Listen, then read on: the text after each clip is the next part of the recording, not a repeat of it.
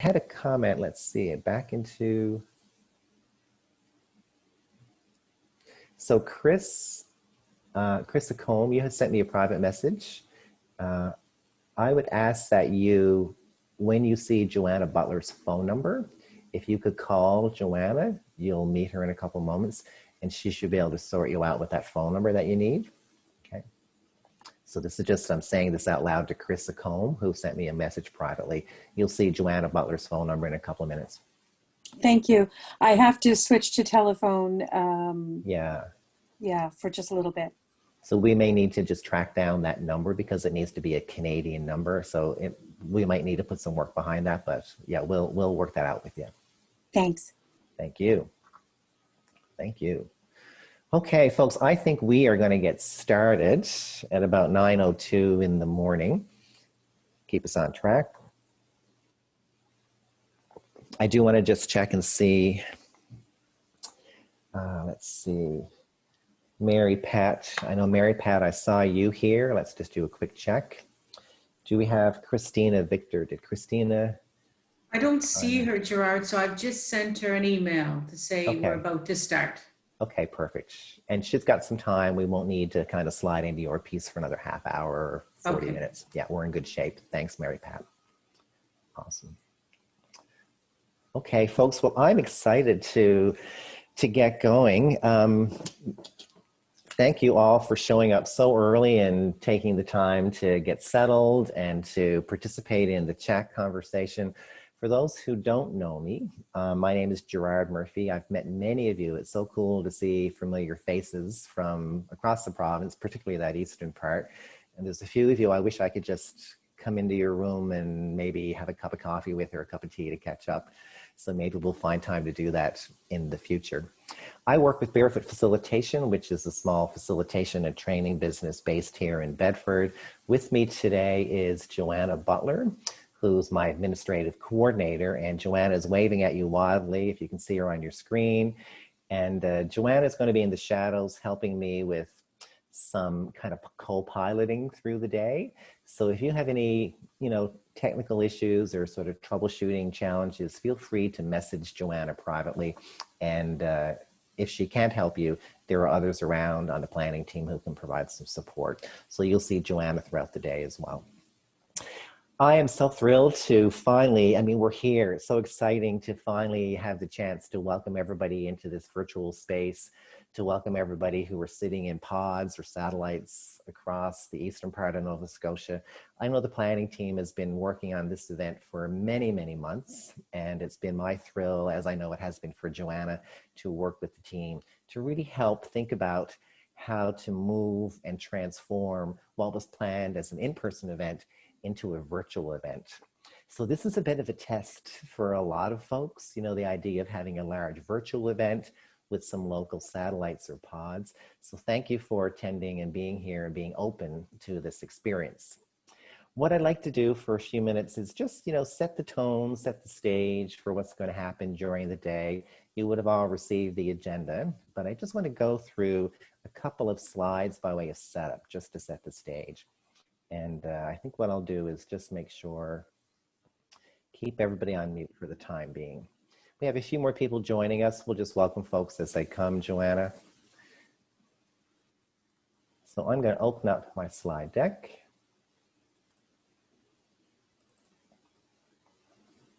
Awesome, okay. And I'll grab this, okay. So I just want to talk a little bit about why we've gathered and why we're so excited to have everybody who's committed a day of your life to be here today. Again, the outcomes for what we want to achieve today are now in front of you on your screen. And when I think about the process and the conversations we're going to have today, I really think there's a sort of a three-step process we're going to talk and work through. I've highlighted those in bold here on the slide in front of you. We're going to start the morning with some opportunity for you to just think about and consider the notion of social isolation and loneliness, and really develop that shared understanding of the impact of those concepts and those issues and challenges on community health and on your communities that you live in. So we'll work through that through a number of different steps this morning. We'll end our morning with a showcase of a lot of the good stuff that's already happening in communities. We want to provide that opportunity to really demonstrate that you've got a lot of strengths and assets already happening in communities that you live in and that are surrounding you. And we've got an activity that we'll work you through where you can hear about and learn about some successful projects. So we'll move from the shared understanding, talk about some projects, share some strengths. And this afternoon is going to feel a little different, right? This afternoon, we're going to shift into you doing some work and in a relaxed, fun kind of way, right? What we want to do this afternoon is get you to think about specific actions that maybe you as an individual may commit to in order to help address the issue of social isolation and loneliness.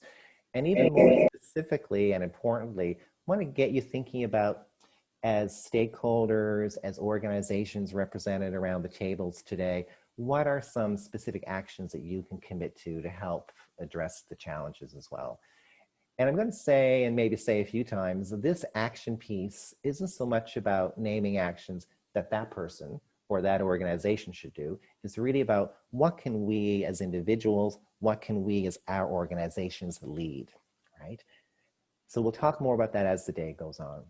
So these are the outcomes. The hope by the end of this afternoon is that you've had that opportunity to really get into the concepts, think about the topics, hear about what's happening, and then most importantly, think about specific actions and next steps. So with all that being said, there's a couple of things we want to do before we get started, two things in particular.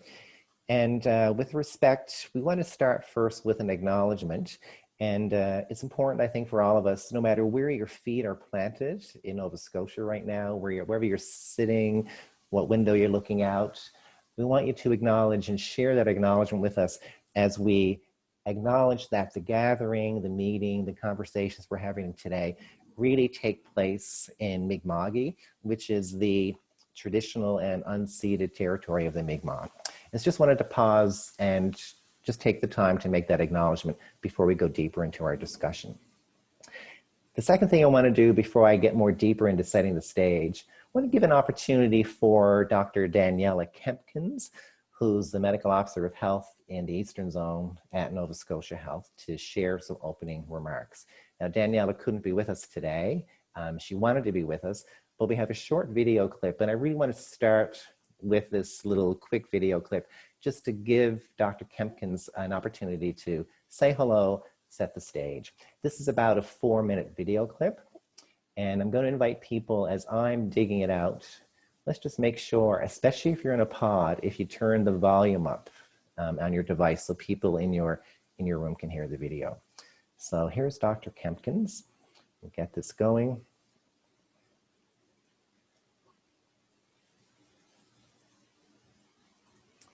Okay.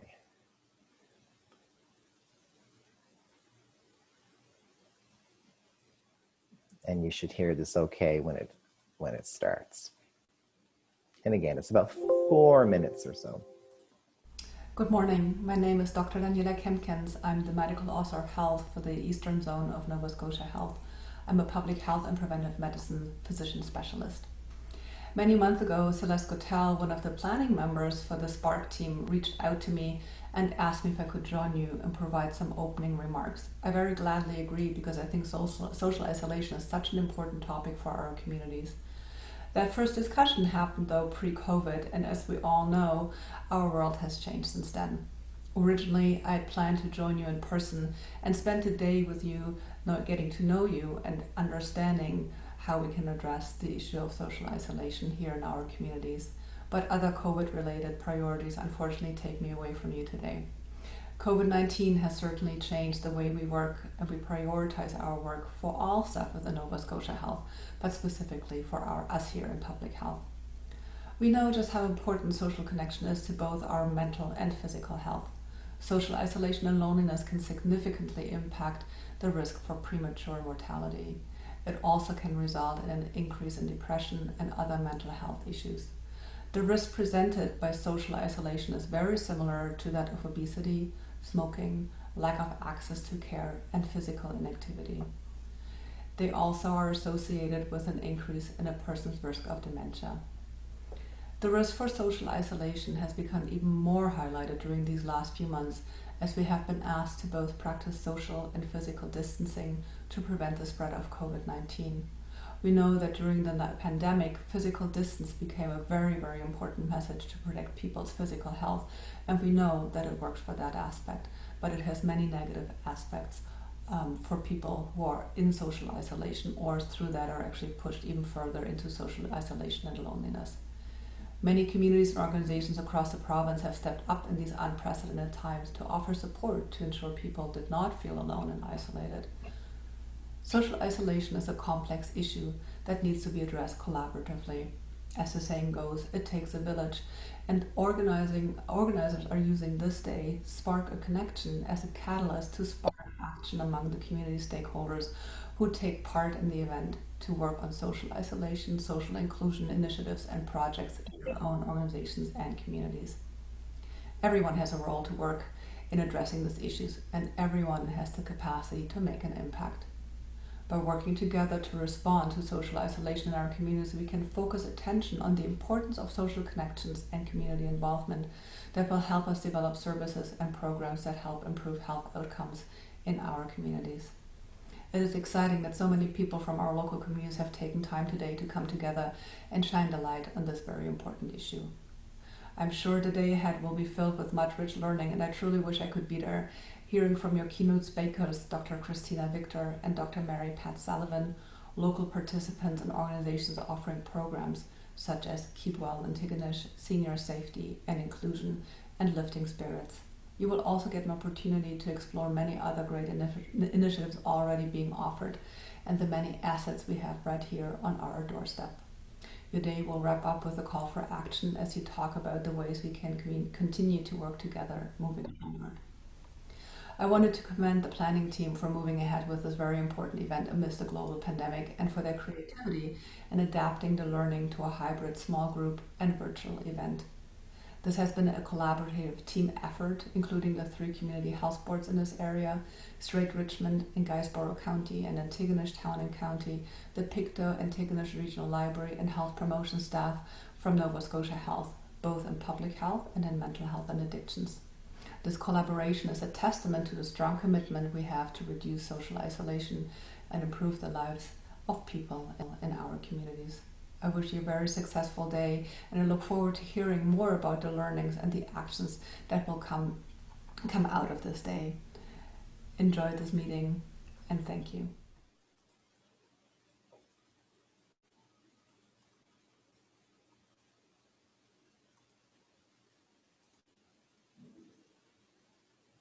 Okay, so we want to, publicly thanks to Dr. Kempkins for taking that time to not only be with us, but to take the time to produce the video, and hats off to the planning team for making that happen. I think it really sets up well for even the conversation we're going to be getting into shortly with our guest speakers. So really happy to be able to share that as a start to our conversation today. I'm going to go back into my slide deck at 9:14 and continue the setup for our day as we go through a couple more setup slides. So I want to talk for a couple of minutes about what I call my 4 Ps by way of setup. And just for a couple of minutes, just want to talk a little bit about the profile of the people who are in the space with us today, talk a little bit about the process and the agenda. You've all got the agenda, hopefully in the handout. And if you don't have the handout, we can upload that for you. Talk a little bit about the platform we'll be in today. I don't want to assume that people are highly, comfortable and competent and comfortable with Zoom. So we'll talk a little bit about some of the key features you'll be using in Zoom. And then I've got a couple of guiding principles just to support us as we continue to engage together. So with that said, this slide, I created this slide to reflect, as Dr. Kempkins already alluded to, the hybrid model that we're trying to work through today. So you're going to hear me talking about pods, for example. So across the eastern part of Nova Scotia right now, we've got folks who are sitting in rooms together in small pods with a discussion host. There's 11 of these, I think, based on our last calculation. And so in each of these rooms, there may be anywhere from 6 people and a host, or upwards of 12 to 14 plus a host. So during the day, as I talk about a pod and pods, these are those small groups that have gathered collectively across your region. In addition to the pods, we've got solo people, solo participants, like many of you, who are sitting in your kitchen, on your couch, in your office, and there's 70 plus of you, 70 to 75 of you, okay? In total, there's probably about 130 to 140 people who we're expecting to participate in the day. So it's a really great, large group. I know there's going to be some fantastic ideas happening this afternoon. In terms of the communities, most of the folks who are in the pods and who are online virtually really come from those community health board areas, generally, that Dr. Kempkins mentioned, the Strait Richmond area, the Guysborough County Community Health Board area, and the Antigonish Town and Country. However, we do have a collective of, small group in the Sydney. If you want to wave, Jean McQueen is there with her crew in Sydney. And we also have Jacqueline Campbell in Halifax here, who's with the Department of Seniors, and we're happy to have Jacqueline here as a representative with the department today. So thrilled that we've got this mix. Because we've got this mixture of hybrid happening, the way in which I'm going to lead and moderate and facilitate is going to be very purposeful. So you'll see that sometimes I'll be speaking to the pods, sometimes I'll be speaking to you as a collective, and sometimes I'll be speaking to maybe just the solo participants. So just to frame that up a little bit so people know what the look is from the highest level. On page 6 in the handbook that you have, if you're in a pod, you likely have a hard copy. If you're sitting alone, this would have been sent out by email. However, I'm going to invite Joanna to upload a PDF of this handbook right now in the chat room. So if you don't have it at your fingertips, you'll see it appear and you can download it. Once you have your handbook, if you want to turn to page 6 in your handbook, and I just want to highlight the agenda just briefly. So we'll go through this very, very briefly.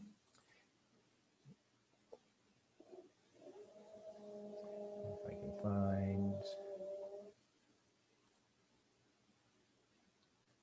Just going to find my copy. So if you could turn open to page 6. You can close your eyes as I'm scanning. I don't want to get you dizzy as I do this. Okay. So we're way back here at the beginning. So to talk through the agenda, we've structured the day in 4 short segments, we call it. So this morning, after I get through the setup, and I've got a bit of an activity to get you engaged in very quickly, we're then going to move into our sort of plenary kind of guest speaker section, okay? We've got 2 speakers who are joining us today who are going to engage with me in a bit of a conversation, Dr. Mary Pat Sullivan and Dr. Christina Victor. And we'll introduce them in more depth in a little bit. That piece, that conversation with Mary Pat and Christina will take us up to our break, which will happen in and around about 10:30.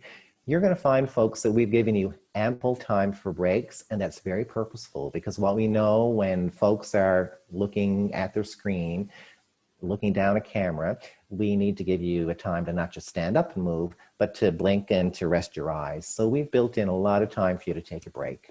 If you're in a pod, you can continue the discussion, or if you're by yourself, that just gives you a chance to get up and run to the washroom, make a cup of tea, etc. So the long breaks are purposeful, given people's experience on virtual conferences like we're having today. At about 11 o'clock, we're going to come back where we have our fireside chat. We have 3 projects we're going to highlight, and folks from those projects are going to share their experiences and the impact of those experiences on them as individuals. Then before lunch, we'll get into a gallery tour of a whole other array of projects that you'll have a chance to experience and think about and reflect on. That will bring us up to our 30-minute lunch break. After lunch, we'll convene at about 1 p.m. And from 1 p.m. for the remainder of the afternoon, the look and feel of that afternoon will be a lot of your participating in small group conversations. So starting at 1 o'clock, we'll get you into some small group work. We'll have another break mid-afternoon in and around 2:15. There'll be another piece of group work after the break. Some of these times might flex a little bit depending on how we unfold our day. And there may be a couple of other activities kind of tucked in between some of these small group discussions. But ultimately, the afternoon is really about, you know, that period for you to think about moving toward that collective action.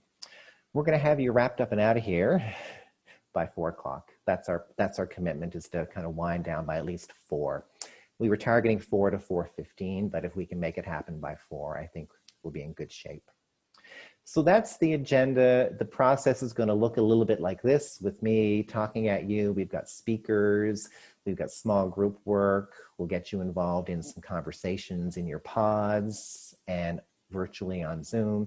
It's not so much a webinar per se where we're talking at you. We really want you to be engaged and interact with people virtually, which is why we're encouraging you to keep your video on if you can at all times. So that's the process, the agenda, okay? Going back into here.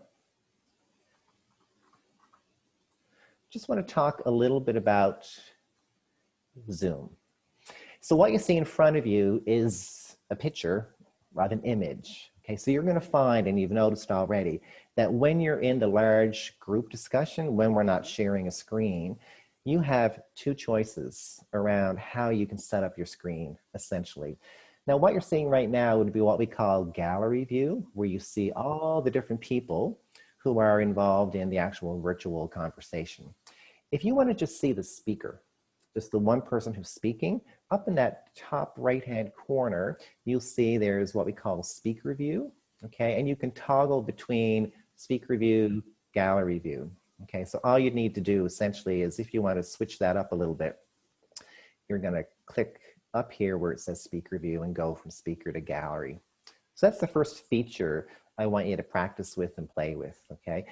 Whatever you change on your screen, I don't see and nobody else sees. You're responsible for your own view, okay? So if you're not seeing what you want to see, we can't control that. You need to manage that on your own end. So just a pointer around how to set up your view.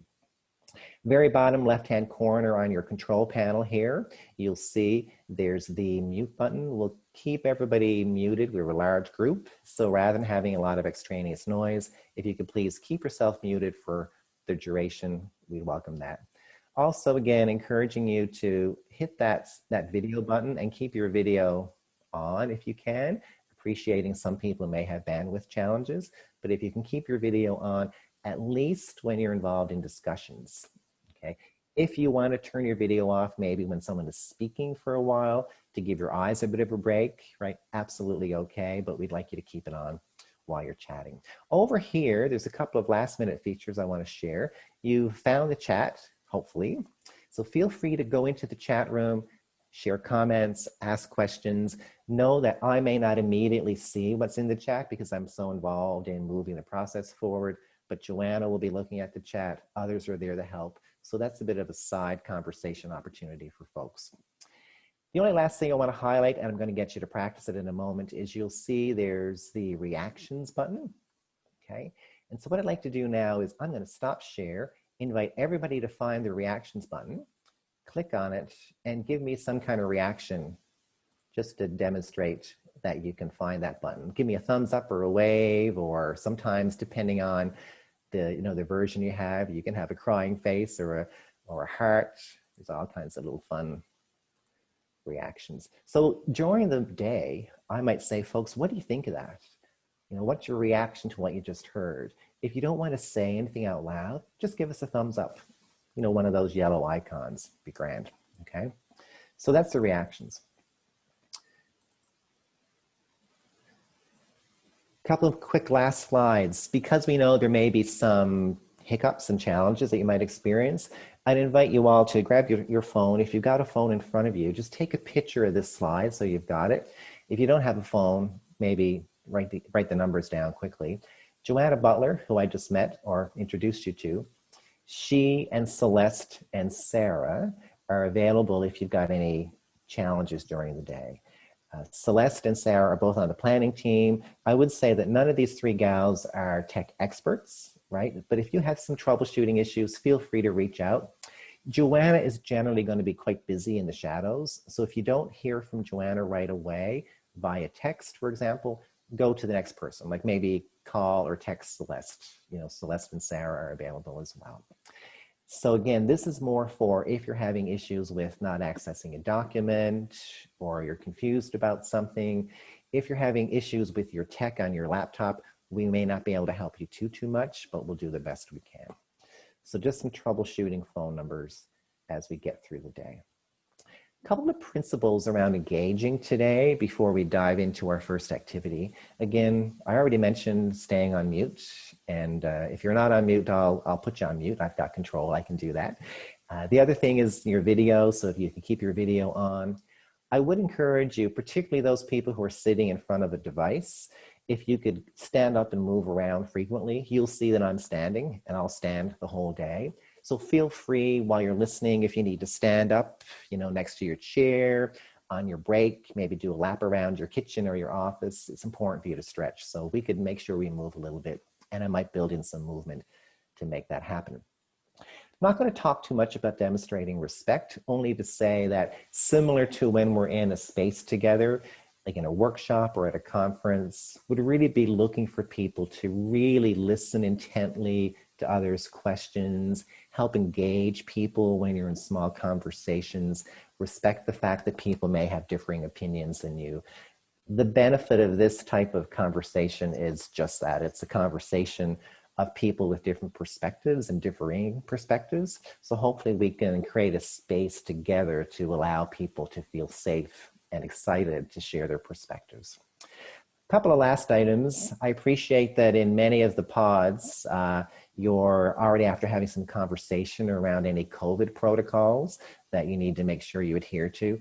Thank you for that. You know, there are some cases where people are required to wear a mask. Other sites, depending on the rules, you may not need to wear a mask. If you're not clear about what you need to do in your space, your discussion hosts can help, okay? The last thing I would say, and this for me is probably the most important, what we know about when we gather virtually, things are always slower, right? The technology is layered on top of the conversation. So I invite you to be forgiving, to be patient, to me, to yourself, to your colleagues when you're in conversation. You know, let's not let the technology lead us. Let's let the conversation lead us. So if there are hiccups, let's just take a deep breath and we'll work through it together. You'll notice that I may need to take a little bit more time explaining certain activities because I don't have the benefit of being in the space with you. So if you could be patient as we work through all of that, I would appreciate it. So thank you for that. All that said, we're going to get into our first sort of conversation starter, I call it, for the day. And so at 9:29, we're really good for time. What I want to do is get people to think about one question. And Joanna, you've got the question there. If you want to pop that question into the chat so people can see it. And folks, I'm not going to get you to say the answer to this question. And the question is around, you know, why are you here today? Why are you here today? What interests you specifically about this event? And if you've got your handbook in front of you, I'd invite you to turn to page 8, okay? So here's what we'll do, folks. I'm going to invite everybody at this moment to turn your video off and take 60 seconds, 1 minute, and think about how you'd respond to that question. Write it down if you need to. So we're going to go video off for a minute. And I want you to think about how you'd respond to that question. So take 60.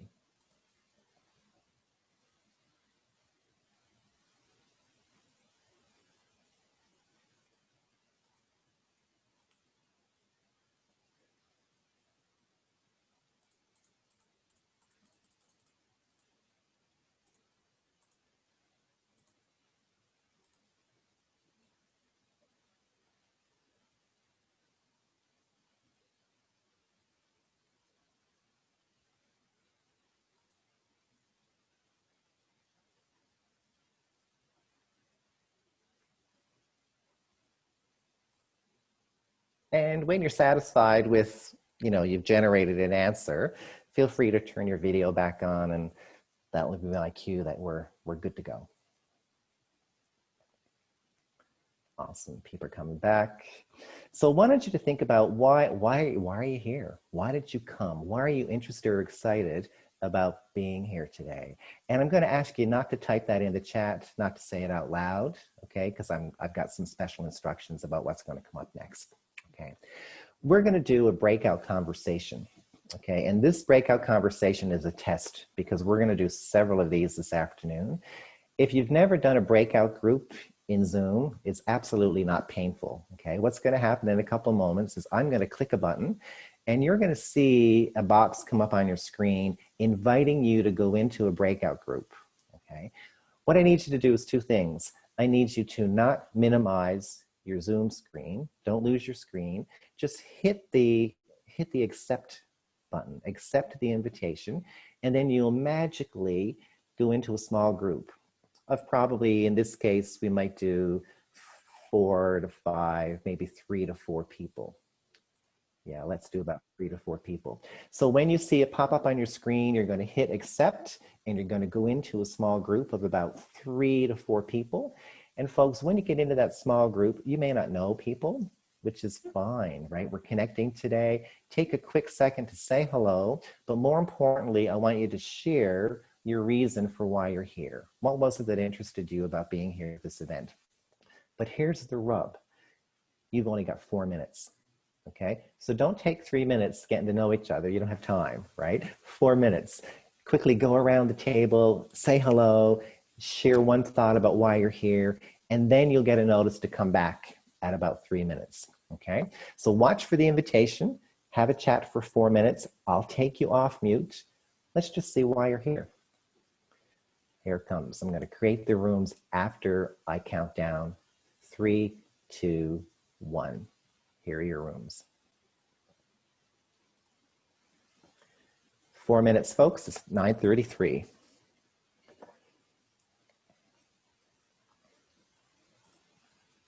Rooms in here. Okay. Yeah. That has to do with the library. Oh, are we in there? I think we are. We are? Okay. If you're in a pod, you can ignore the invite or just go right along with it.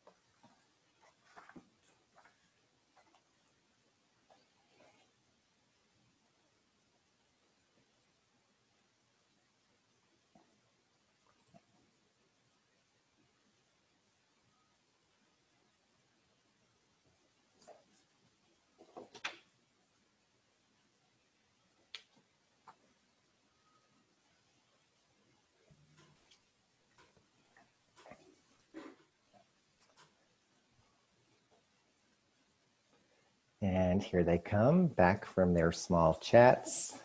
Welcome back. Hi, Mary Pat. Your group is keen.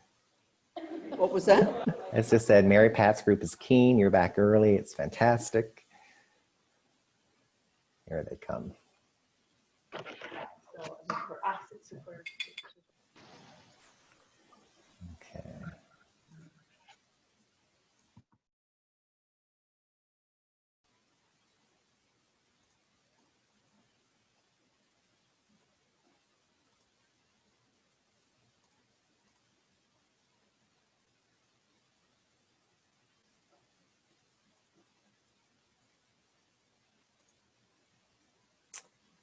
Okay, it looks like I think we're back.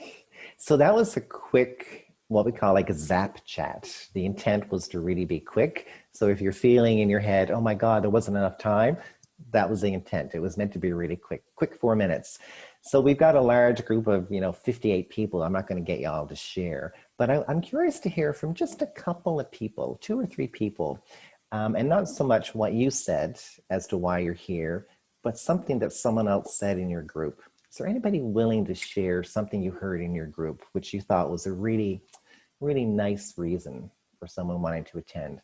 Give me a yellow thumbs up if you want to share, and I'll scan the group. Anybody have somebody share something? Go ahead. I see Carol Hipwell. You want to unmute Carol and take 10 seconds? Here we go. I found it interesting that the Antigonish librarian was there to learn about this new sort of way of connecting. And I think that that's a key, it's very important in being able to be together again. Awesome. Thank you. Thanks, Carol. And I love that. I love that in your case, it sounds like you actually talked to the people in one of the pods, right? I didn't prescribe how that was going to play out. So I wanted to see if the pods would lean in a little bit with some of the virtual participants. Anybody else? A couple more people. What did you hear in terms of why people are here today? I see Marie Acoin. Go ahead, Marie. I already discovered the connection that I want to make in my pod. Okay, Katie good. Albrecht, I hope I'm pronouncing the name right.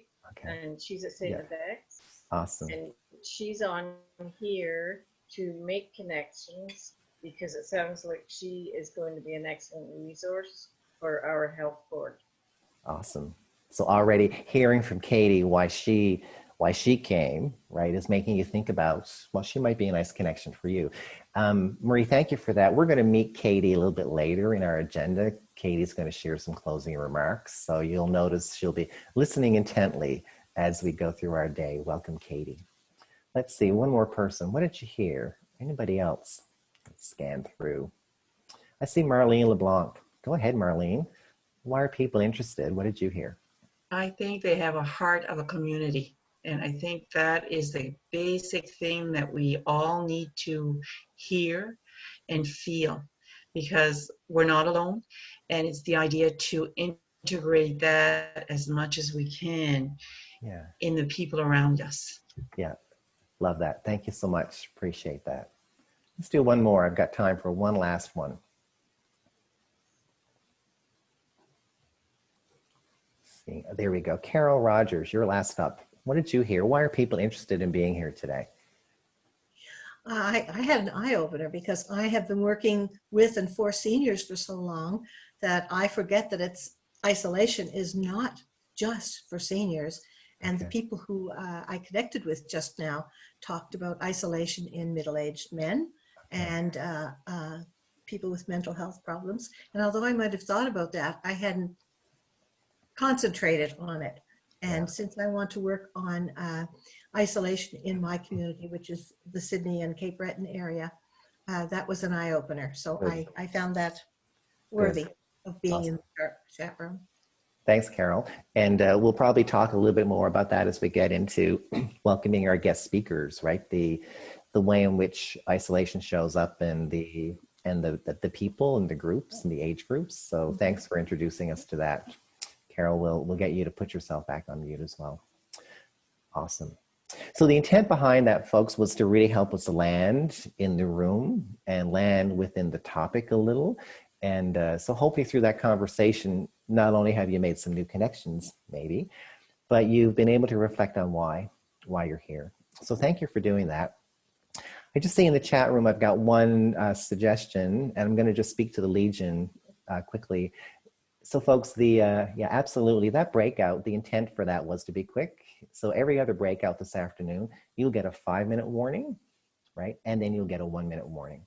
Okay. So know that, this idea of a zap breakout won't be what you'll be doing throughout the day. It was the one just to get us going. Okay. Build some energy. Awesome. 9:42, we're going to move into our first sort of rich, deep piece of our program for the morning. I'm excited to do this. I've met with these ladies a couple of times virtually, and I feel like, again, if I had the opportunity to sit with them over a glass of wine or a cup of tea, we'd have some really even deeper, meaningful discussion. I'm going to introduce you, please, to our guest speakers who are going to join us this morning. And what's going to happen, folks, is we're going to have a conversation. I'm going to set it up a little bit, and then I'll lean to both Christina and Mary Pat to guide you through helping you understand a little bit more of the context. And so what I'm going to invite Joanna to do is to please post the specific titles and full descriptions for our guests. You'll see biographies for our guests in your handbook as well, so you can read a little bit more as you go. So joining us today in the room, we have Dr. Mary Pat Sullivan, who a couple of you would have met in the small groups. Mary Pat is a professor of social work and social gerontology with the Faculty of Education and Professional Studies at the Nipissing University, all the way from North Bay, Ontario. Now, I'm guessing that once you hear Mary Pat speak, you might be able to make some suggestions or assumptions about where she actually originates from, but I'll leave her to help you fill in that gap a little bit. Welcome, Mary Pat. We'll hear from you in a couple of moments, and we'll get people to find you on their screen. Secondly, we have, and we're thrilled to have, Dr. Christina Victor, who's joining us all the way from Brunel University in London, the UK. So it's fantastic. This is the benefit of virtual. We can tap people in globally. So Dr. Victor is Professor of Gerontology and Public Health and Vice Dean of Research at the College of Health and Life Sciences at Brunel University in London, UK. So as we get going, this might be an opportunity, folks, where you can test that speaker view, okay? And so hopefully if we can just test, maybe I'll get Mary Pat, do you want to just go off mute and just say hello to the group? Just takes 10 seconds so we can see your face pop up. Good morning, everyone, and thanks for having me. Awesome. Thanks, Mary Pat. Welcome. And we'll just get you to go back off mute and maybe invite Christina to do the same thing. If you want to say a quick hello. Yeah, hello. It's lovely to be in Canada. Awesome. Thank you. It's lovely to have you in Canada, virtually anyway, right? Yeah. So Christina and Mary Pat, why don't we all three of us just keep ourselves off mute, and then likely what will happen is as we're chatting, for the folks who are listening and watching, our image should pop up on the screen. Hopefully it should work okay. Folks, if you're having an issue seeing, you can go back into gallery view and just watch our small thumbnails as we progress. So let's get into this. Now, I had asked Christina, and I'm smiling as I do this, I'd asked Christina and Mary Pat to dig out their favorite coffee cup or their favorite tea cup, because if you haven't figured it out yet, and you might, but I'm going to tell you, I'm from Newfoundland. And so growing up in Newfoundland, probably not unlike a lot of you growing up in Atlantic Canada or other parts of Canada, you know, in our town, in our community, we connect over the kitchen table, kind of like today you're in my kitchen. And it was all about having a good cup of tea or coffee and sharing that warmth to create good, warm conversation. So what I asked Mary Pat and Christina to do is to dig out their favorite teacup or a coffee cup and use that as a way to kind of introduce themselves a little bit more. What I'm going to do is I'm going to start to kind of set the stage so that they know what I'm looking for. I'm going to share with you first, this is my mug. I don't know, folks, if you can see that. I hope you can. So this is one of many. I know, Mary Pat, we were saying that we have so many favorite mugs and teacups, it's hard to choose, right? So I chose this mug, which is what we call a hug mug. You can see how you can hug it and hold it. Okay. And I bought this on Prince Edward Island when my wife and I went to Prince Edward Island on our COVID vacation a few weeks ago. And it's become my favorite mug because I'm very tactile. And what I love about this mug is I can actually hug it and hold it to keep my hands warm. But because I'm so tactile, it gives me something to do with my hands. So my favorite mug, and I love the artist. I can't turn it up and tell you the name because I'll spill my coffee, but I've got many pieces from this particular artist. So that's my favorite mug. Maybe I'll start with Mary Pat. Did you bring a favorite, and can you tell us why? Well, I did, and the problem I had, as I told Gerard before, is that I've collected pottery coffee mugs throughout my travels around the world. And at one time, I knew the story behind each mug. Well, I don't anymore. I've forgotten a lot of the stories, but I did find one. And so I thought, if I'm in Nova Scotia, I'm going to bring my mug that I bought in Chester. Yeah, and I bought that when I was traveling there in, I think in the 1990s. So I was introduced to the beauty of the East Coast of Canada as a child, and then subsequently returned a couple of times as an adult. And so I did pull this one, and the reason I knew it had to be from Nova Scotia. It had shells along the perimeter of the mug. And then when I flipped it upside down, sure enough, it said Nova Scotia. So I knew it was from there. Yeah. It's a pretty mug. I'm not sure if I could hug that as well as mine. No, it's, you know what, it's littler, but the thing is, it's not perfectly shaped, and I like it. So it's, you can tell it's handmade, handcrafted. Nice. Yeah. Very cool. Thanks, Mary Pat. Christina, did you think to bring a teacup or a mug today? Oh, there you go. Oh, yeah.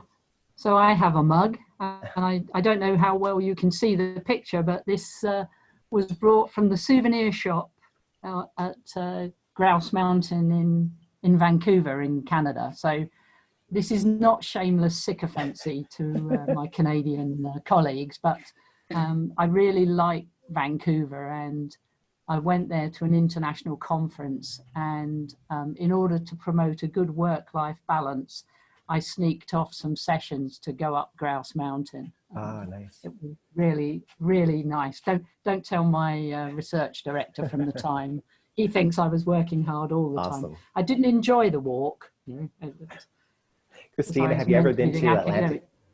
Sorry, have you been to Atlantic Canada before? No, that was the first time I went, and it was about 2002.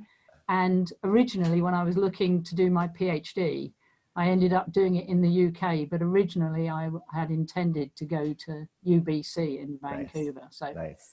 This mug reminds me of where I might have been as well. Awesome. Well, thanks for bringing that today. And I want to go back to Mary Pat because I alluded to the fact that you might not, and I don't want to make any assumptions, but the backstory, Mary Pat, for you, I mean, should we assume that you emigrated or moved to Canada?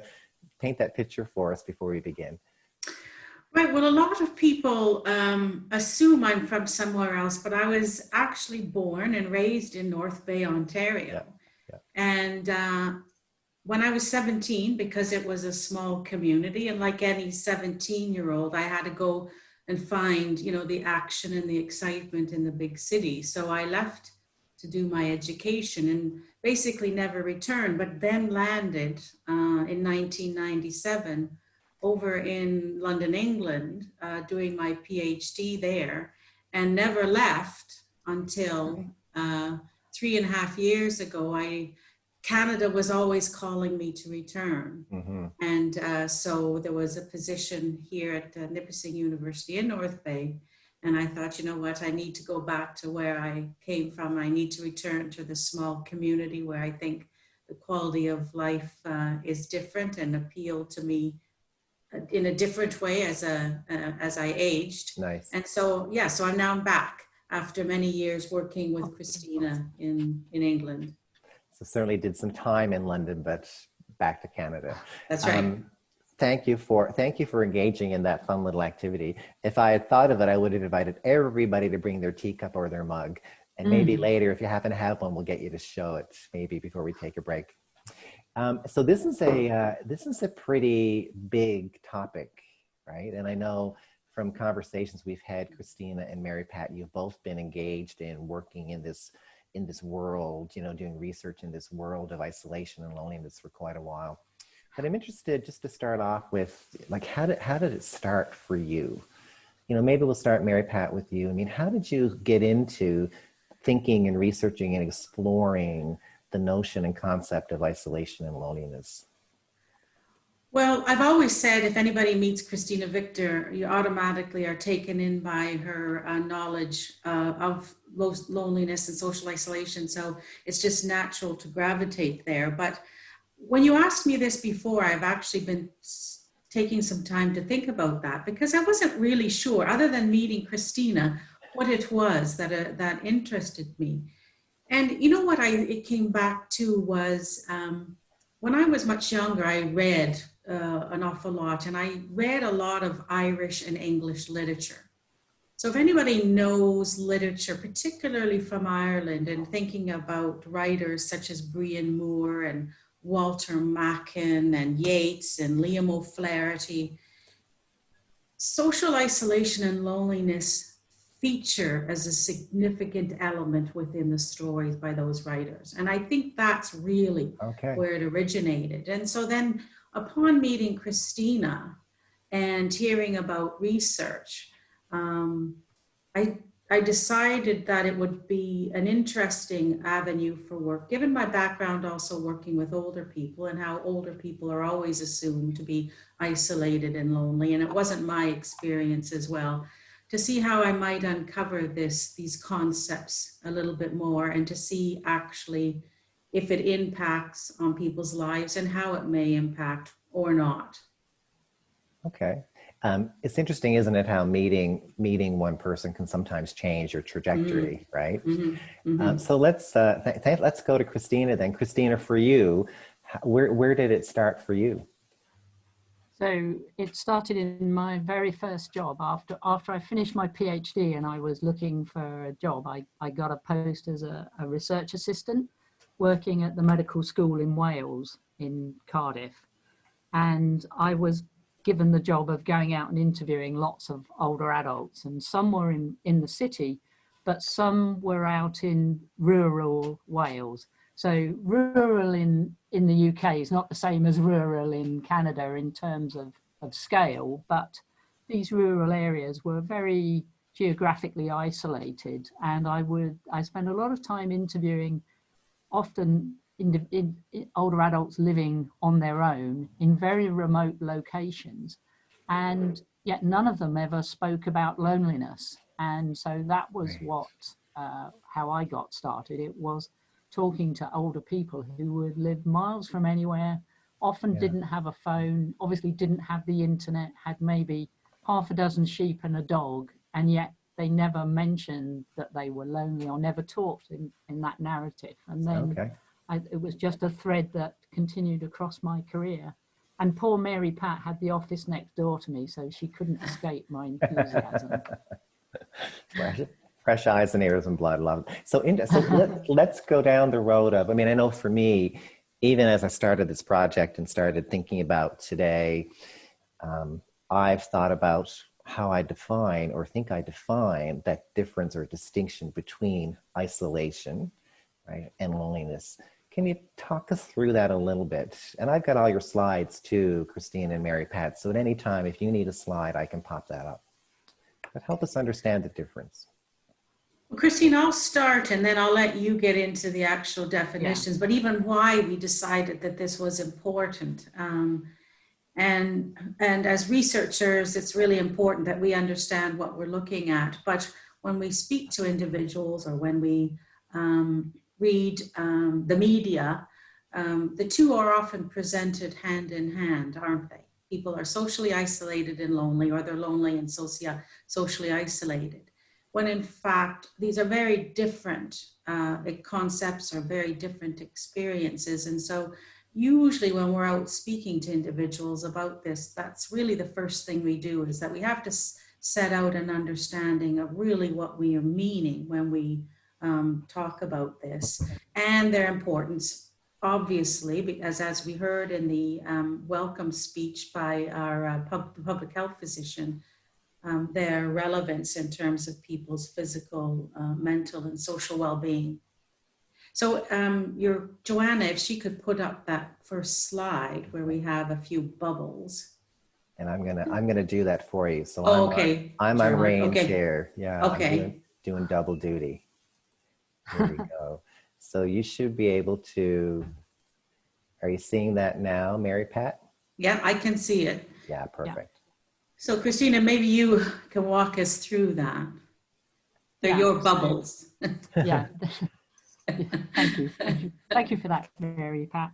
So we could spend a lot of time thinking about this, and the job of academics is to make this seemingly straightforward much more complicated than anybody ever imagined. But I think conceptually, empirically, and perhaps from a policy and practice point of view, it's important to distinguish a number of different concepts. So, as Mary Pat's already said, often people use things like loneliness, isolation, and particularly in the UK, living alone as if they're synonymous. So I think it's important to differentiate between those two. So loneliness is an evaluative concept, and it's that negative experience we have when the quality or the quantity of our social relationships doesn't match our expectations. So it's that conceptual gap between what we would like and what we experience. And it's very, it's not something that we can necessarily quantify or identify in others. It's our own evaluation of our social life.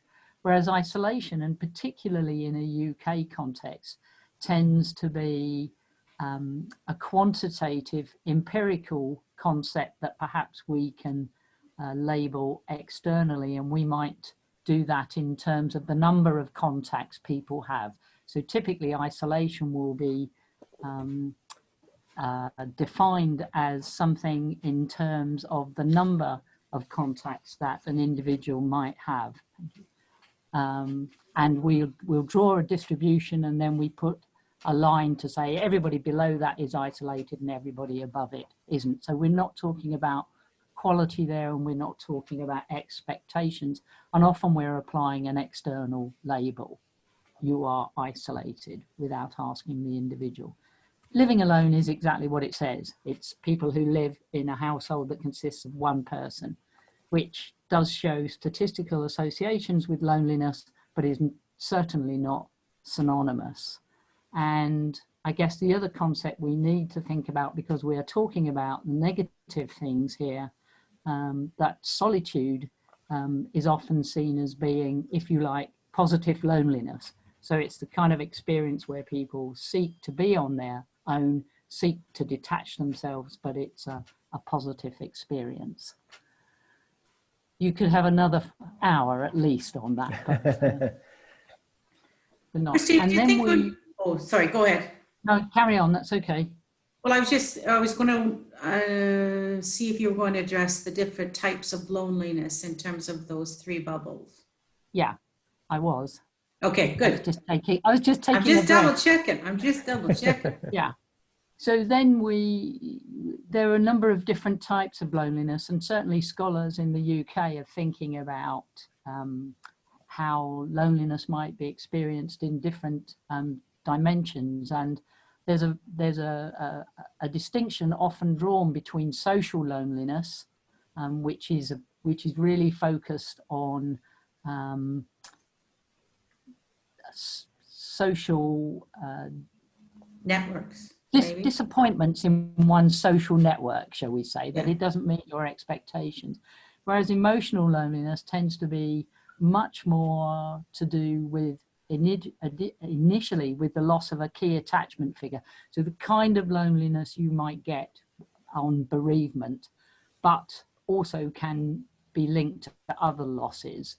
And then we have what is a rather more, is a very interesting idea that particularly developed from Scandinavia, but also is perhaps around time of death, but I think has probably broader type of loneliness, which is much more around existential kind of notions of, what's the meaning of life? Why am I here? Will anybody notice if I'm not? So if we think about those different types of loneliness, they might be experienced by different types of people at different types in their life, and suggest different kinds of solutions. Okay. I think that's a quick summary. Thanks, Christine. And I think maybe just a practical note for our listeners. If people are struggling seeing these slides at all, like, know that we can send these out after the event. So feel free to just sit back and listen, and we can get you the slides afterward. And we will have time at the end for questions. If people are bubbling up with a question, we'll give you time. So Christine, I know you and Mary Pat have been, really involved in a lot of research around these concepts. So maybe what I'll do is let you just kind of move us into helping to describe to folks what we know based on the research around social isolation and loneliness. And I'll just let you cue me as you want me to go through your slides. We need the next one now, Mary. Well, no, we're going to have to jump ahead a couple if we go actually to think about who's affected.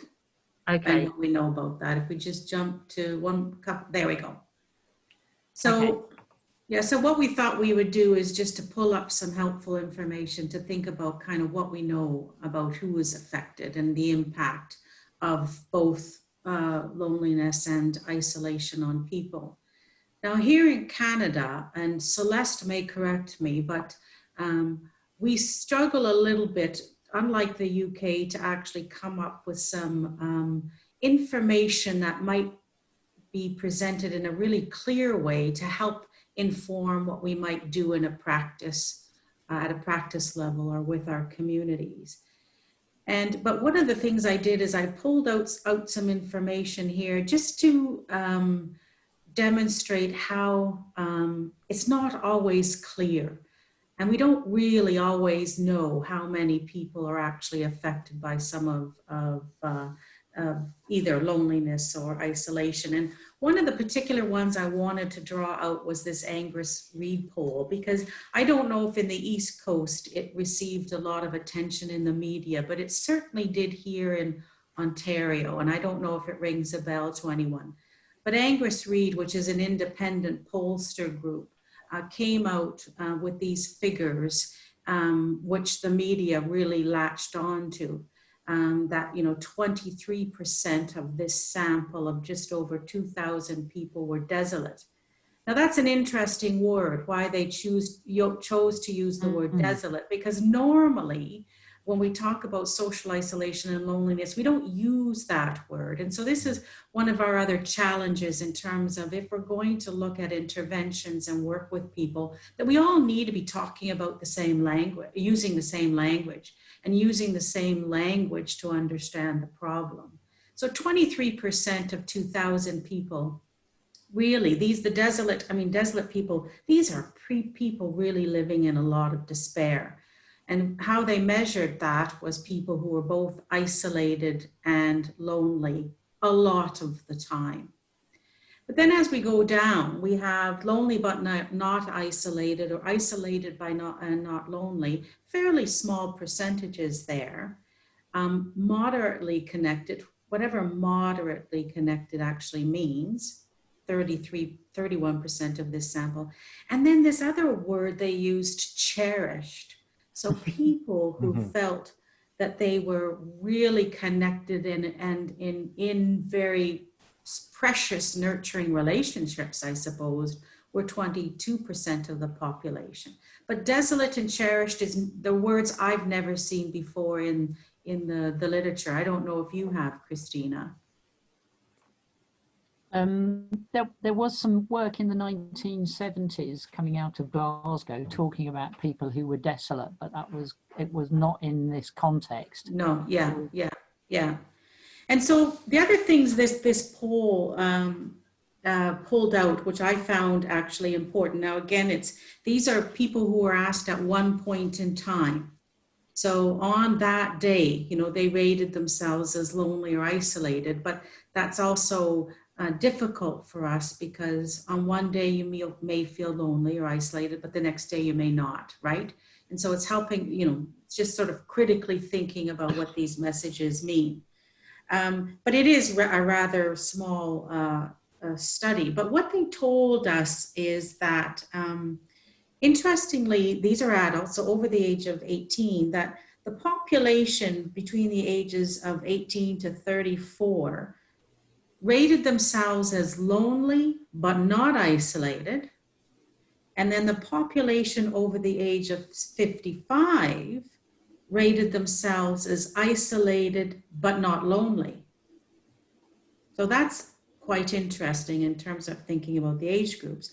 And then obviously, and what we've seen in other literature, what was important in terms of this study was that people of lower incomes, lower education, immigrants, and people who didn't have any children, which was interesting, rated being more lonely and or more isolated than others. I just wanted to also then draw out in 2017, now some of this is coming out in relation to what Christina mentioned just a few minutes ago, is this concern about increasing numbers of people living alone. And in the media, that's often presented as a bad thing, that living alone is bad. And this figure from the Public Health Agency of Canada is that 44% of Canadians in 2017 only saw friends a few times a week. Now, the assumption of seeing friends only a few times a week is a bad thing, whereas in 2003, 56% of the population saw friends a few times a week. So we see this decrease in contact viewed as negative, and this is also presented in relation to people living alone. That again, living alone is a particular challenge for individuals and might increase issues around isolation and or loneliness. Now, the final one I'm just going to address here is this one, the final point, because it is confusing. 12% of people over the age of 65 or older felt isolated, in that they reported feelings of loneliness and a weak, there's a typo though, and a weak or somewhat weak sense of community belonging. So again, now we're mixing those terms, right? We have 12% of people isolated and they're reporting loneliness and lack of community belonging. Well, so is that isolated, or is that isolated and lonely, or is that lonely? I mean, it's just really needing to unpick those figures a little bit more to actually understand. So that's all yeah. And Mary Pat, just related to that, and I know you might go there, but what would you say are the implications for that? If we're using, like, because there's that difference of terminology and we're using it differently. I mean, from a policy perspective or planning perspective, what do you notice, or what do you know about implications around that? Well, I think what we haven't done yet here, and what they're getting better at, and my impression in the UK is that, you know, that we need to, as a community, I mean, a large community, public health community and others, is to ensure more clarity on the language, the terms, and clarity in terms of what we're actually measuring and how we're presenting that information so it's actually usable.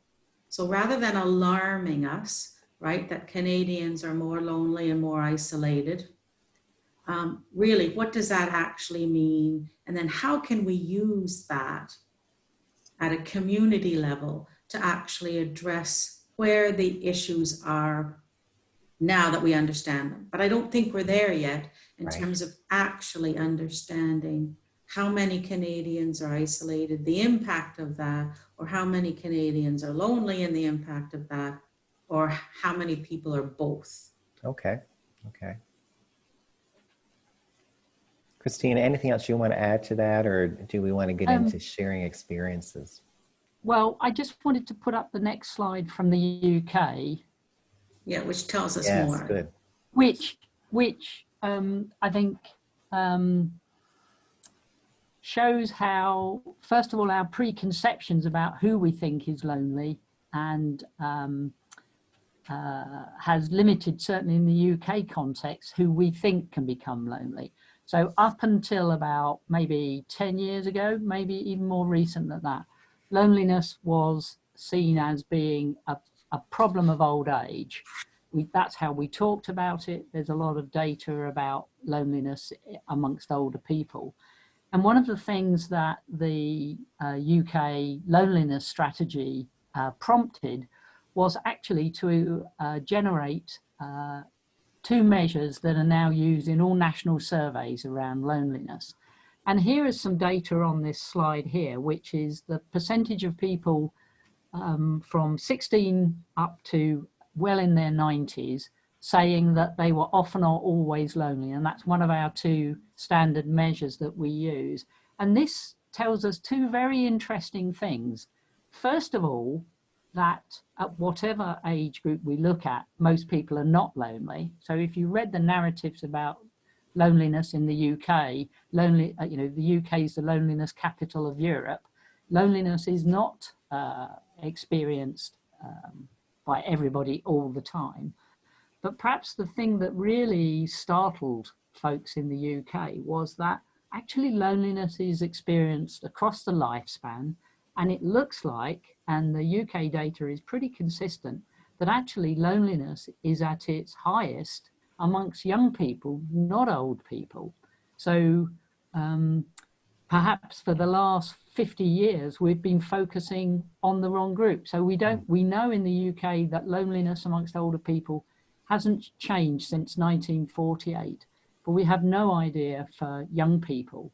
And so I think that's something that's really important that's came out of the UK. And I think one of our delegates at the beginning mentioned loneliness is something across the life course. Yeah. Can experience, people of all ages experience it. And certainly in the UK, we've been very slow to pick that up. And the other thing I would like to just point out to you, and it just reinforces Mary Pat's comments about measurement and how we define things, because we often see headlines like this, 3/4 of older people are lonely. Well, that's just not true. It's not a well-constructed survey. So we need to look at the quality of our evidence in this field. Maybe So Gerard putting up the gerontologist. slide. Yeah, the slide with some of the headlines on from the UK, Yeah. for example. Which is the other way. Go back, yeah. You have to This go one? back. That's Canada. Go back there Canada. again. Yeah. So here you are. So this is and particularly in the UK, as Mary Pat will know, there's a particular emphasis on loneliness and older people at Christmas. And this is notwithstanding the views of the older people themselves. There are lots of advertising campaigns from charities trying to make us give them money and feel guilty about the older adults at Christmas. And I guess it would be Thanksgiving for you guys. Well, And- Christina, yeah, we don't actually. You don't. No. Yeah, you don't care either. Yeah. No. And it doesn't come out particularly well, but the way we talk about particularly our population. So this is a guy called Jeremy Hunt, who was a health secretary, talking about the national shame of loneliness. So we talk about our community very, very negatively. And I will have my 1 minute indulgence, which is on here. There's a great story in the UK last week about robots being used in care homes to reduce loneliness. And if you remember what I said right at the beginning, that loneliness is how somebody feels about their relationships. I might not be lonely before somebody gave me a robot, but I sure as hell would be afterwards. So it's very misunderstands the concept, but also it's incredibly ageist. Think of those young people that we've got in the UK who are lonely. Would we give them a robot? Certainly not. So it's not helpful. Where do you want to go next, Mary Pat? Well, Gerard, if you flip up to the Canadian headline. So Christina and I actually just finished up one more. The one Yeah, after there it that. is. A comparative study looking at how the Canadian media portrays loneliness and social isolation versus in the United Kingdom. Now it is quite interesting because the headlines in Canada seem to emerge when something's happened in the UK. So if the UK, because in the United Kingdom, you know, they have a minister for loneliness, right, in government, as well as a loneliness strategy. And in Canada, our media does pick up on that. Now, it's interesting in Canada, which I think we have right over the United Kingdom, is we do talk about social isolation, which is a concept which is actually is clearer and a much conceptually easier to look at than loneliness. And that's another whole probably talk in terms of what loneliness actually means. So you'll see headlines in Canada with social isolation where you don't really see that in the UK. But what we tend to do in Canada, like the UK, is portray that the social isolation and or loneliness is also a problem of older people. And reinforcing the stereotypes that as I age, you know, that as soon as I turn 65 or whatever age we want to use, is that I'm going to become isolated and I'm going to be lonely, rather than thinking of it as an issue that people might deal across the life course. And then the alarming messages that it's a catastrophe, making us feel guilty if we haven't visited our elderly grandmother in a while, or that I'm going to drop dead because I felt lonely today, or I haven't met my neighbor in a couple of days.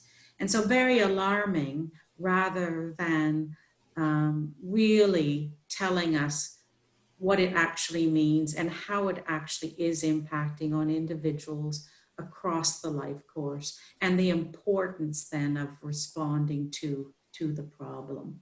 Now, there was one I just saw about Nova Scotia, actually, or the East Coast of Canada, saying, you know, in the East Coast, they've always been isolated, and that's why they're such strong characters, right? And so it was really sort of a stereotypical image, as well as right or wrong, right? That everyone in the East Coast of Canada is isolated, and that it's actually been a good thing because they're hardier people. So, and you know, people pick up on these messages, right? I mean, if you speak to people on the street, this is what they know. All old people are isolated and lonely, except if you're in the East Coast because you're hardier. True. Yeah, we're all smiling at you while you say that. Yeah. You got the audience there, Mary Pat. Yeah, but it's true. It was there, and did I not have it up there? Is there one on? I don't see it. Maybe I didn't put it there, but it was just recent, and it was actually in relation to COVID, and that the East Coast, that people were hardier, and that they were probably dealing with COVID better because of their hardiness, because of being isolated. Okay. Isn't that interesting? It's very interesting. Yeah. Mm-hmm. Okay. So Mary Pat and Christina, share with us, if you can, some of what you're hearing about how people describe their experiences. We're into our last 10 to 15 minutes. Okay, so yeah. Let's move to that piece if we can. Well, Christina and I actually did another study on how people, was about loneliness. So how people talk about loneliness. Now, interestingly, when they talk about loneliness, they do bring in isolation. So we brought you a few examples to show you how differently people talk about what these experiences mean to them in their lives. And one of the challenges in terms of when we're thinking about interventions, if everybody's talking about it differently, then we have to be sure we've got the right intervention, right? In terms of understanding how these experiences have impacted on them. And so, Gerard, if you move the slides forward, we've come to some quotes. There we go. So this quote here, it's a little long, but I'll get to the point. But This is a woman who was married. She was 69, so quite young. So, and not what we often think about or would expect someone, this individual, to be lonely, given her social circumstances and her good health and her youngish age.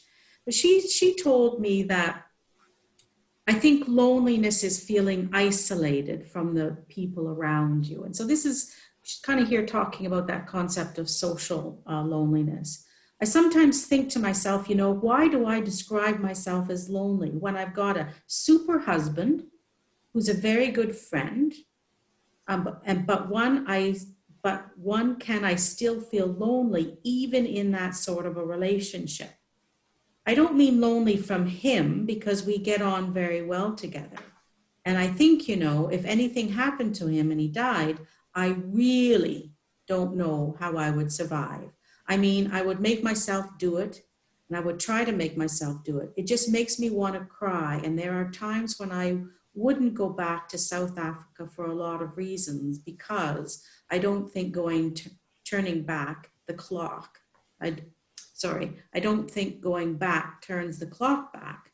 You just got to go into different sort of situation. But I'm really I do really long for those days. And so what she was telling me here, and I'm not going to carry on reading, is that she was an immigrant. She was an immigrant in England from South Africa. And it was the connections from her past that she was struggling with in terms of understanding her feeling lonely. And that she felt like those connections in her past made her feel like, and she calls herself a whole person then. And the loss of those connections made herself feel less whole. And despite having good social circumstances now and a good husband and all kinds of others very positive things in her life, that the whole person she was in the past never replicated itself in terms of when she moved to the UK. The next one, Gerard, is from an older gentleman who had recently lost his wife. And because he had identified as being lonely, his family and community supports around him were trying to encourage him to keep going to the community center to get out of the house to feel less lonely. And so he told me when I asked him about his loneliness, and if you move one slide ahead, Gerard, he said, I've got everything, but I haven't got enough. If you love somebody for that many years, it's a very lonely life. And it's there every minute of the day, and it never gets any better. I don't know what it is. It's just one of them things for me. It's something as, what can I say? Let's put it down to loneliness of the heart. And that's it. I mean, everything I touch, everything I do, she's there. So this man was grieving his wife. Being at home was comfortable for him because at home he was with his wife. And the fact that he was being encouraged to get out was doing the opposite for him. He needed to be at home at this point in time to be with his wife as he continued to grieve. Now, maybe he'd be ready to go out and connect with people later on. But at this point in time, he wasn't ready to socially connect. He needed to be alone at home with his wife. And then just finally, we have another person who talks, I thought, in a beautiful way in terms of how she brought in nature to describe her experiences. I look at what I can see now, trees, and you can get a certain amount of strength, inner strength, from looking at nature. I like them best when they've got no leaves on and the wind is movement. I seem to look at it and think life's not too bad. Look, even when they're not dressed, they're still there, and the strength. I wish I could have some of that strength of what's around, and I don't have. They are strong trees, the weight that they bear. Dandelions to me are the most magnificent. You go and chop them down, and 2 days later, oh yes, they're back. And here telling me in terms of thinking about there's many things probably here, but, and you do see some writers now talking about the connection with nature or the connection with Mother Earth as being a substitute or an important connection rather than connection with people. But the admiration of the strength in nature and wishing, right, as an individual, she was as strong as that to cope with her particular situation. So I often think of this lady when I see dandelions, because you know, right, they are, you get rid of them and you're right, they're there right back. And so I guess yearning for that in terms of her own life, to be as strong as nature can be. So I think a lovely way of describing her circumstances. But as you can see, everybody talked about it very differently, didn't they? Right. And so when we think about how can we work with individuals who are socially isolated and or lonely, how then can we think about sparking those connections or making those connections so it fits in terms of their own personal circumstance and what it means for them? And that's, I think, one of the key challenges. Wouldn't you agree, Christina? Absolutely. I think our participants were so eloquent about their experiences that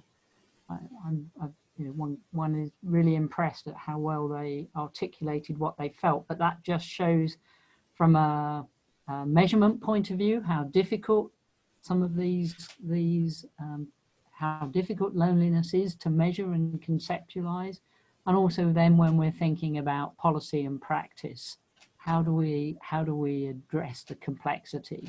And we haven't even started to think about how different forms of loneliness may change across the life course. There's so much complexity encapsulated in these quotations that that's not to say we can't do anything or shouldn't do anything, but it just shows us that it isn't, perhaps if you looked at some of the things from the UK, it isn't the simple, well-defined problem that things like a loneliness strategy suggests it is. Here it is, here's a box and you can fix it like this. It is much more complicated than that. Well, are we going to look at the solutions? Yes, so if you click one more slide, there we go. Yeah. So Christina, have a go, because this is... Yeah. So the UK, for reasons that are not entirely clear to us, decided to have a loneliness strategy.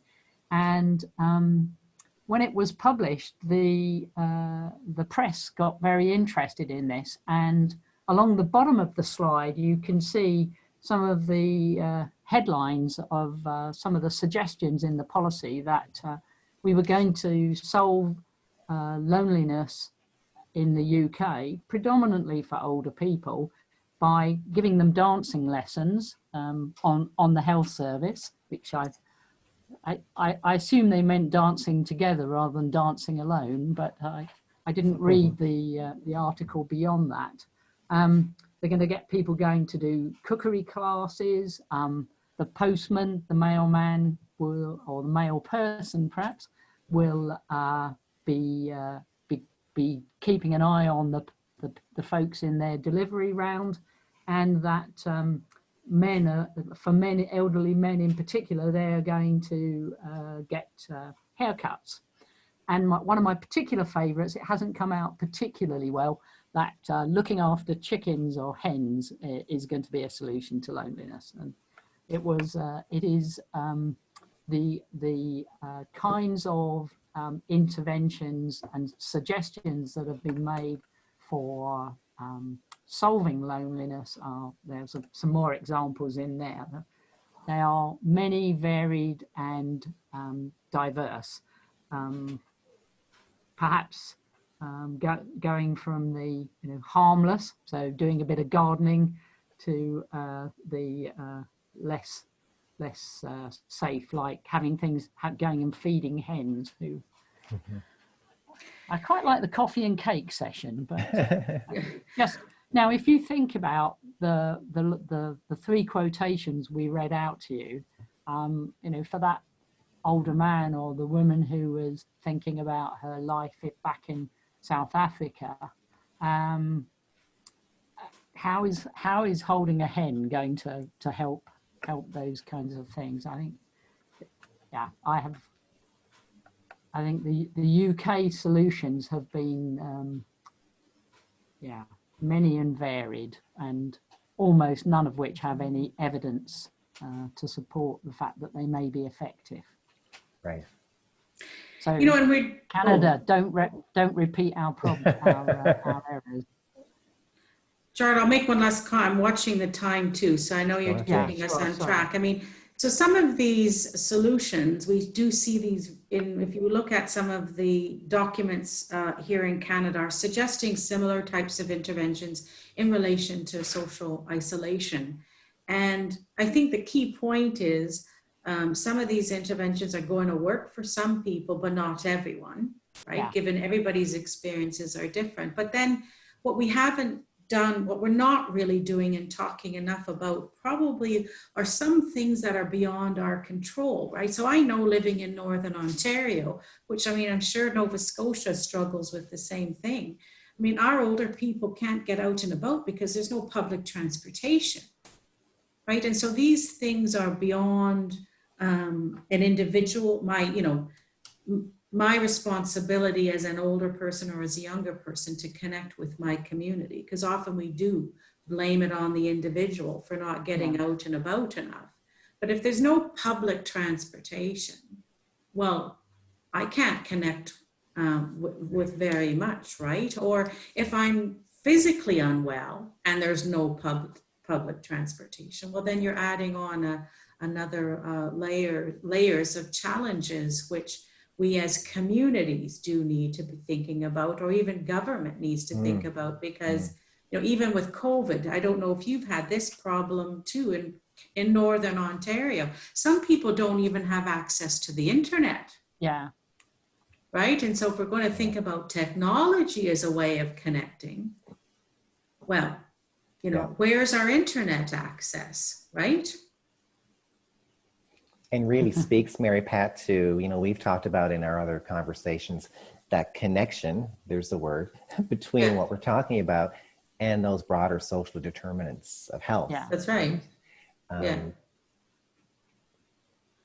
so often, and I think what is one of the challenges and what the UK did, and I do see it sometimes here too, is that we're blaming individuals for not being connected, and it's their responsibility to get connected, or it's my son or my daughter's responsibility to make sure I'm connected, or it's your neighbours. So it's very my much, neighbour. Yeah. If you look at some of the speeches this guy Jeremy Hunt made in the UK, it's all to do with either the individual not helping themselves, or they must be neglected by their family or their community, when we know, certainly in the UK, most older people who have family are in pretty regular contact with them. Yeah. And so some of the things that we have been reluctant to look at in the UK is locating loneliness within a bigger context. So we know from research evidence in the UK that loneliness is higher for older people in deprived areas.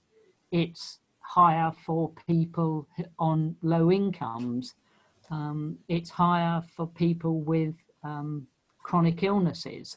So it's not just an individual. There's an interesting debate about whether we should cure loneliness, and in the UK we have a group called the Campaign to End Loneliness, which I'm not sure I entirely agree with. But if we wanted to mitigate the worst or the most severe forms of loneliness.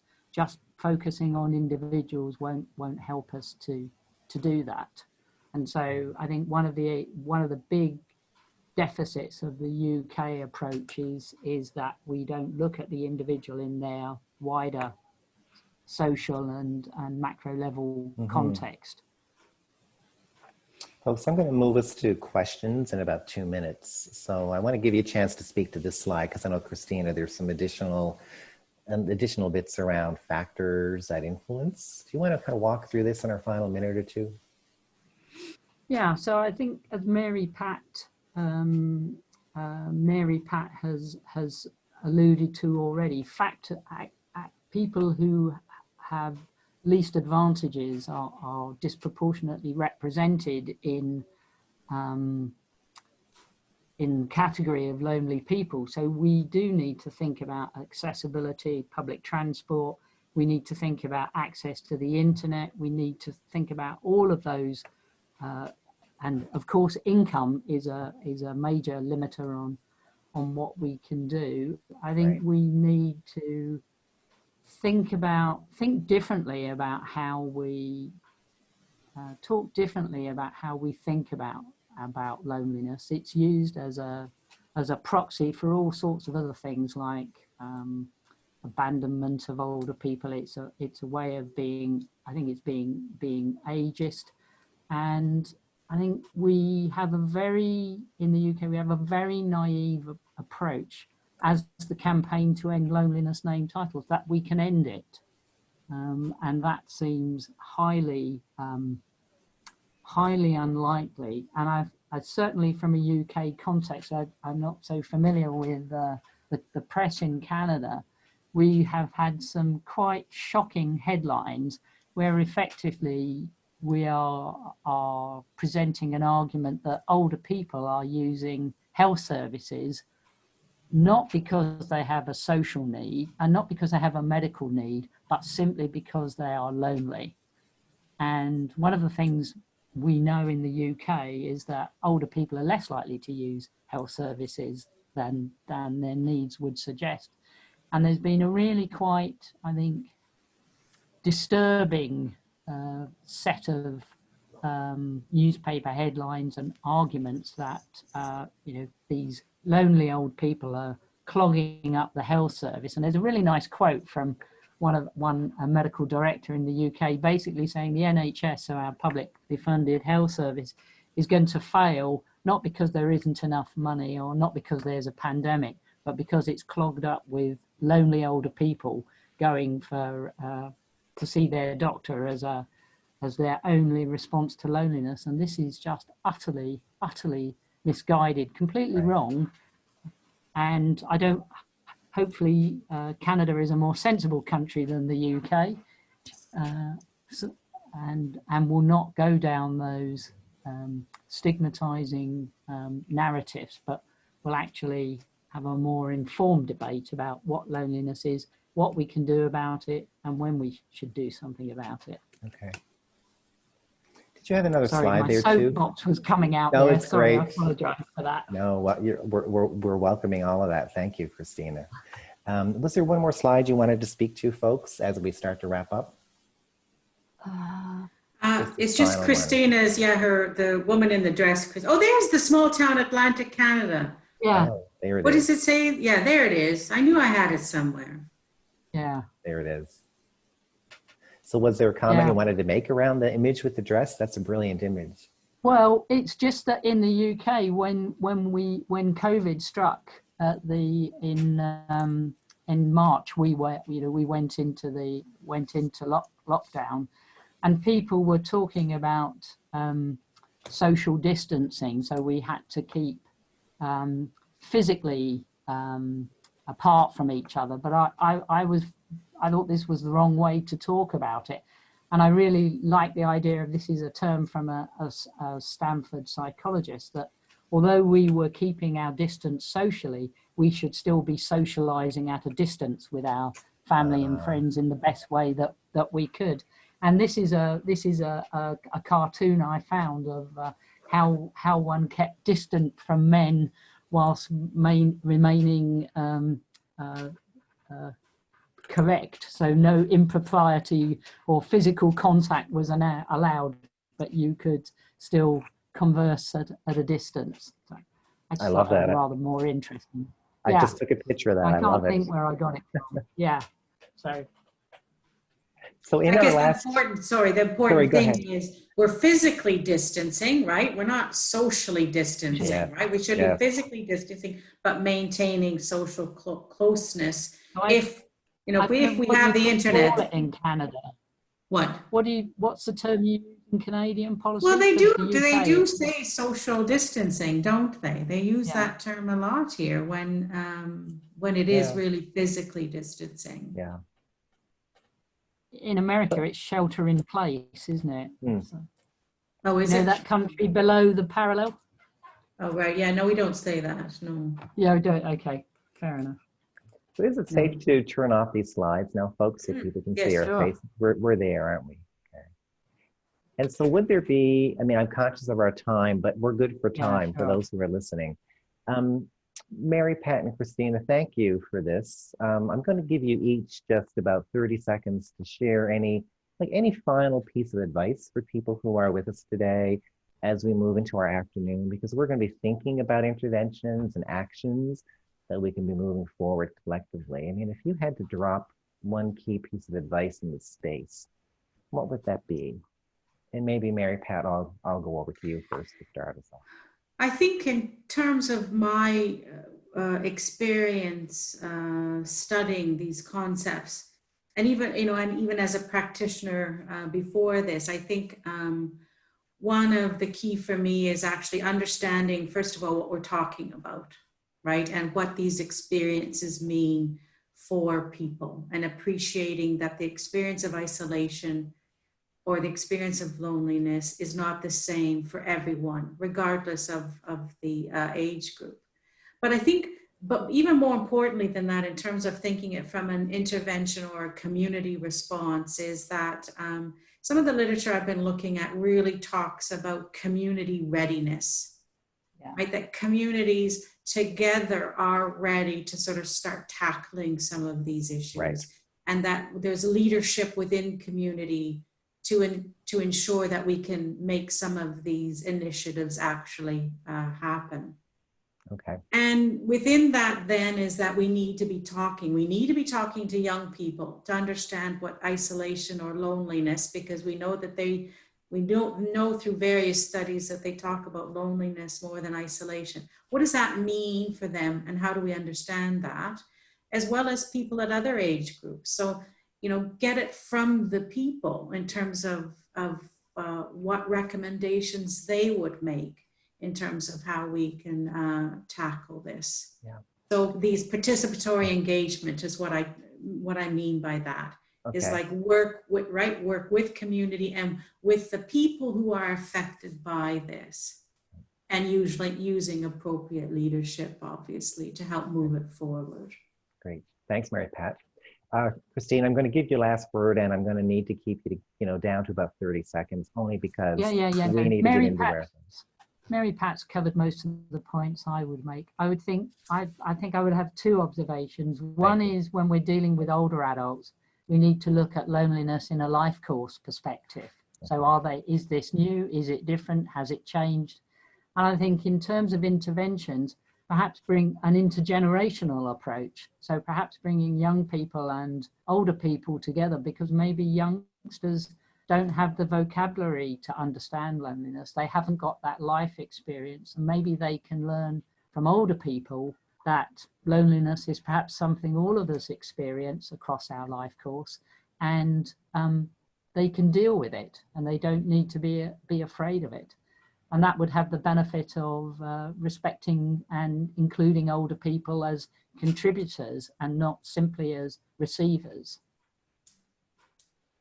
Well said. I mean, what a great point to end on, Christina and Mary Pat. Thank you both for being here today. I feel like we could pour up another cup of tea and spend another hour together. Yeah. I'm already seeing some great comments and questions in the chat. Yeah. Folks, what I'm going to suggest is, because we don't get this chance very often, to spend time with Mary Pat and Christina, I would like to take a couple of questions. And then respectfully, I'm going to move into break.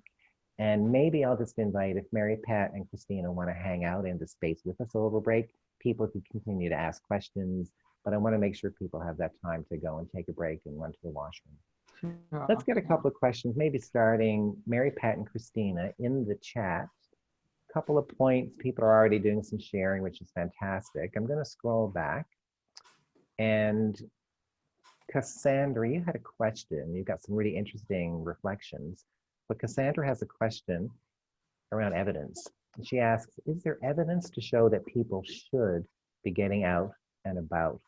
Well, either one of you want to take a stab at a response to that. Christina, I'll leave that one to you. Is there evidence about getting out and about? There's evidence we should be physically active. I think there is an increasing amount of evidence that actually being out of the house and engaging with the blue-green environments blue-green spaces is good for one's well-being, but it's not a massively robust evidence base. And I guess really the getting out and about, I guess, that's kind of difficult. It means, I think it's difficult to answer in detail, but I definitely think going out and doing the things that you enjoy is definitely a positive. Yeah. But okay.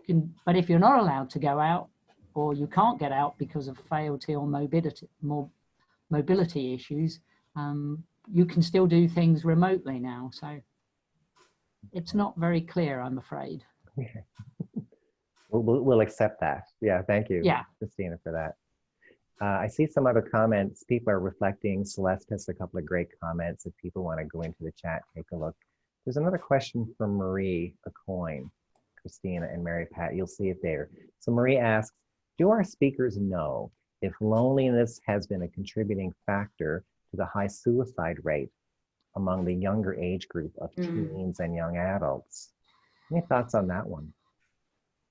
Well, it's a great question because, Christina, don't you recall Nora Keating being asked this question at our interdisciplinary symposium on loneliness a few years ago back in the UK? And Nora is an academic from University of Alberta. And she said in Canada, we didn't know that. We didn't know if loneliness was a contributor, because I think one of the challenges she raised, and we've talked about it too, is that the word loneliness is not people describe what might be loneliness using other language, or they express it in different ways. So we're not always sure. It could be, but I don't think we know. Right, Yeah. okay. I broadly agree that we don't really know. Okay, thank you both for that. We've got two more questions, and then folks, I'm going to move us into our break. I'm going to take the questions from the chat because people took the time to type them up. Let's see, question from Eric Stackhouse. So Eric says, is there any evidence that COVID is changing the social isolation landscape or deepening it? Well, I can start on that. In the UK, we don't actually measure social isolation. We tend to measure loneliness. But in the UK, the reputable national surveys, so that have been undertaken by the Office of National Statistics, show very little change in loneliness prevalence overall during COVID. If there is any increase, it's marginal and it's amongst younger adults, but it's been perhaps for some people disappointingly flat or reassuringly flat, depending upon which way you're hedging your bets. But there's no evidence about loneliness increasing as a result of COVID in the UK. Anxiety, yes, but loneliness, no. Yeah, and I think I've read the same here. It's the issue was anxiety, and particularly among younger people, not in older or not in, Okay. yeah. Mm-hmm. Thank you. I'm going to take one final question, folks, because we do need to keep moving forward. Back up to the Legion, there's folks there, and I'm just going to read what's in the chat. It says, since our society seems to operate on a utility-based, utilitarian philosophy, we need to think of initiatives to indicate the contributions that older individuals make to our societies. So my question is, has there been any community-based studies that show communities where older individuals are active and involved are doing better? Mary Pat or Christina, would one of you like to take a stab at our last question? Empirically, Christina. I'm struggling to think of good empirical data for that, but we actually know already that older adults make a massive contribution to society, but we often don't measure it. So if we take the example of family-based care in the UK, older adults provide a significant amount of care, not just to their spouses or their loved ones, but provide care to their children and grandchildren, so that the middle generation to go out to work. But we frame our research a lot to measure the negative. So older adults are the major users of the health service. How dare they get ill? Older adults require their pensions, neglecting to point out that, today's older adults, well, I'm a bit too old now, but a generation of older adults paid my grant for me to go to university. So we very much don't, we frame our questions to, and I speak mostly as being interested in older people, we frame our questions to identify them as a problem, not as a resource or contributors to society. So a bit of different research with a different angle would be really useful. Thank you, folks. We're going to, first of all, say thank you to Mary, Pat, and Christina for making the trip to be with us today. Yeah. Thank you so much for that. I'm so looking forward to coming and visiting when we can. Oh, well, we know that we'd all love to welcome you. There's certainly lots more we can learn and discuss. This is a big topic. For folks who've asked questions in the chat, if Mary, Pat, and Christina are around, maybe I'll invite them to actually just type a response, maybe while we're on break. I feel like we need to give people a chance to stand up and stretch. Mary, Pat, and Christina, are you going to stick around for the remainder of the morning, or do you need to duck out to other priorities? I've got to go to an exam board, but I'll try and keep an eye on it. Okay, thanks, Christina. Mary Pat, for you? I'm staying till lunch. Okay, wonderful. So maybe on break, folks, while we're on break, if Mary Pat and Christina have a moment, and if they're in the chat, you can continue to chat with them, publicly in the chat around some of these questions. But I might suggest we just take ourselves off mute. I really want people, because we're going to be on Zoom for the whole day, I really want us to get a chance to get up and stretch and take a break. Thank you so much again, Mary, Pat, and Christine. It's been a pleasure connecting. Thank you for sharing. Thank you. That was the highlight. And I really picked up on the dancing. I'm a dancer and I teach dance. So I'm thinking I need to consider how I can build in more dance interventions and support people. Well, we have an article, Dancing with Loneliness, Gerard, so you should read it. Yeah. I should access that. Will do. So thank you so much. And I'll ask people to give a virtual clap and raise your hands in applause to our guests as we slide into our break. Thank you.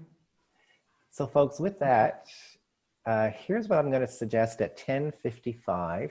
Our break is scheduled to be over at 11 a.m. So that's not going to happen. And this has been important discussion, which is why I didn't want to push it. This really sets the stage for our day. What I'm going to suggest is we pause for a break and reconvene at 11:15. Based on what we've got ahead of us, I think we'll be fine. So if we could go off mute, go off video, take a good 20 minutes, take care of your personal needs. And if you could sign on at 11:19, good to go for our next segment. So thank you so much for that. And we'll look forward to seeing everybody in about 20 minutes, please.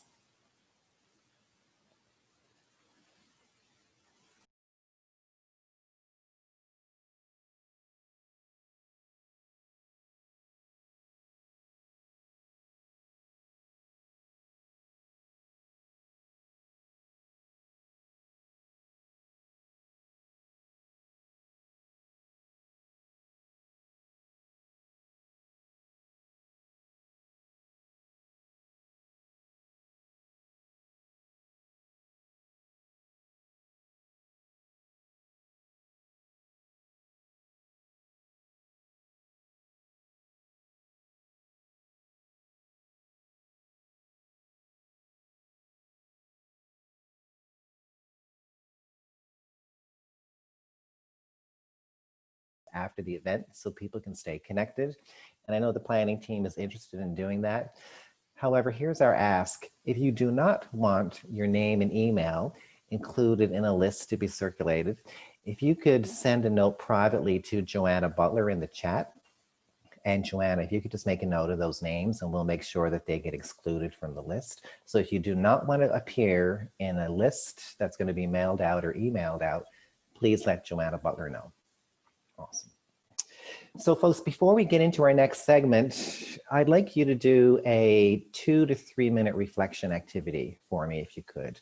And the way this works is I'm going to invite Joanna to put, going to get Joanna to put our question that we've got prepared in the chat room. And I want you to think about what you heard from Mary Pat and Christina before the break. Some of you have already noted in the chat, you know, a reflection or what stood out. But I want to do this 2 ways. If you're sitting with a group in a pod, I want you to think about this question. What stood out to you so far this morning? What was new? If you're in a pod, I want you to turn to the person sitting next to you and just chat with them for about 2 or 3 minutes. So we're going to have a conversation in your pods. If you're by yourself, I'd like you to think about your response and type it in the chat room. So the question is, what really stood out to you so far this morning, particularly as you listened to the conversation with Christina and Mary Pat? So you can type it in the chat or just turn to your neighbor if you've got a neighbor to chat with. And we'll just take a look. We're not going to spend a lot of time reading, but we'll just spend, you know, a little bit of time reading what people type as we gear up for our next bit.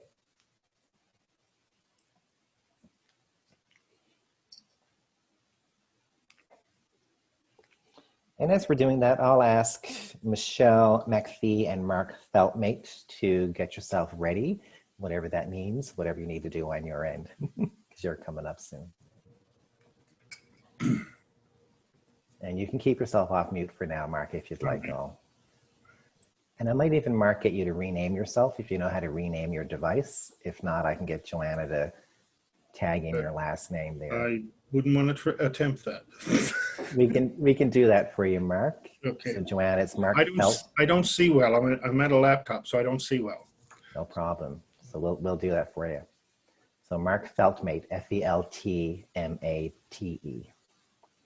And over in the chat, folks, after you finish typing or even in your pods, the discussion host can take a look and maybe just see what other people are sharing. Helpful for Mary Pat and Christina to take a look too.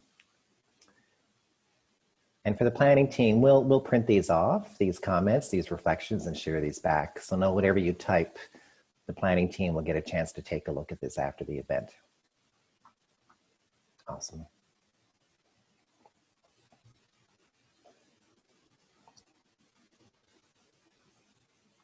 So just a quiet reflection activity. As you're finishing that, I'm going to introduce what's going to happen next. Our next segment, which is going to take us up to lunch, is all about the showcasing, as we heard or talked about this morning. And so there's 2 things going to happen. We're going to give a couple of projects an opportunity to showcase what they did, but not so much even just what they did, but the experience and the impact on the people involved. We have 3 projects. And then after that, we've got a gallery tour that we're going to invite you to participate in. So first off, I would like to introduce the 3 projects that have willingly prepared to have a chat with you folks today. These are fairly informal. The pairs from each of these projects are going to take about 10 minutes to talk about some highlights in their experiences. In your handbook on page 9, if you're following along, you'll see these 3 projects listed. And so in the order that they're going to speak, you'll see that we have the project Senior Safety and Social Inclusion Program. We have Michelle McPhee and Mark Feltmate, who are going to speak to you in a couple of seconds. Mark and Michelle, waving to you. Thank you for being here. Keep Well Antigonish, we've got the duo of Michelle Power and Jean McGee.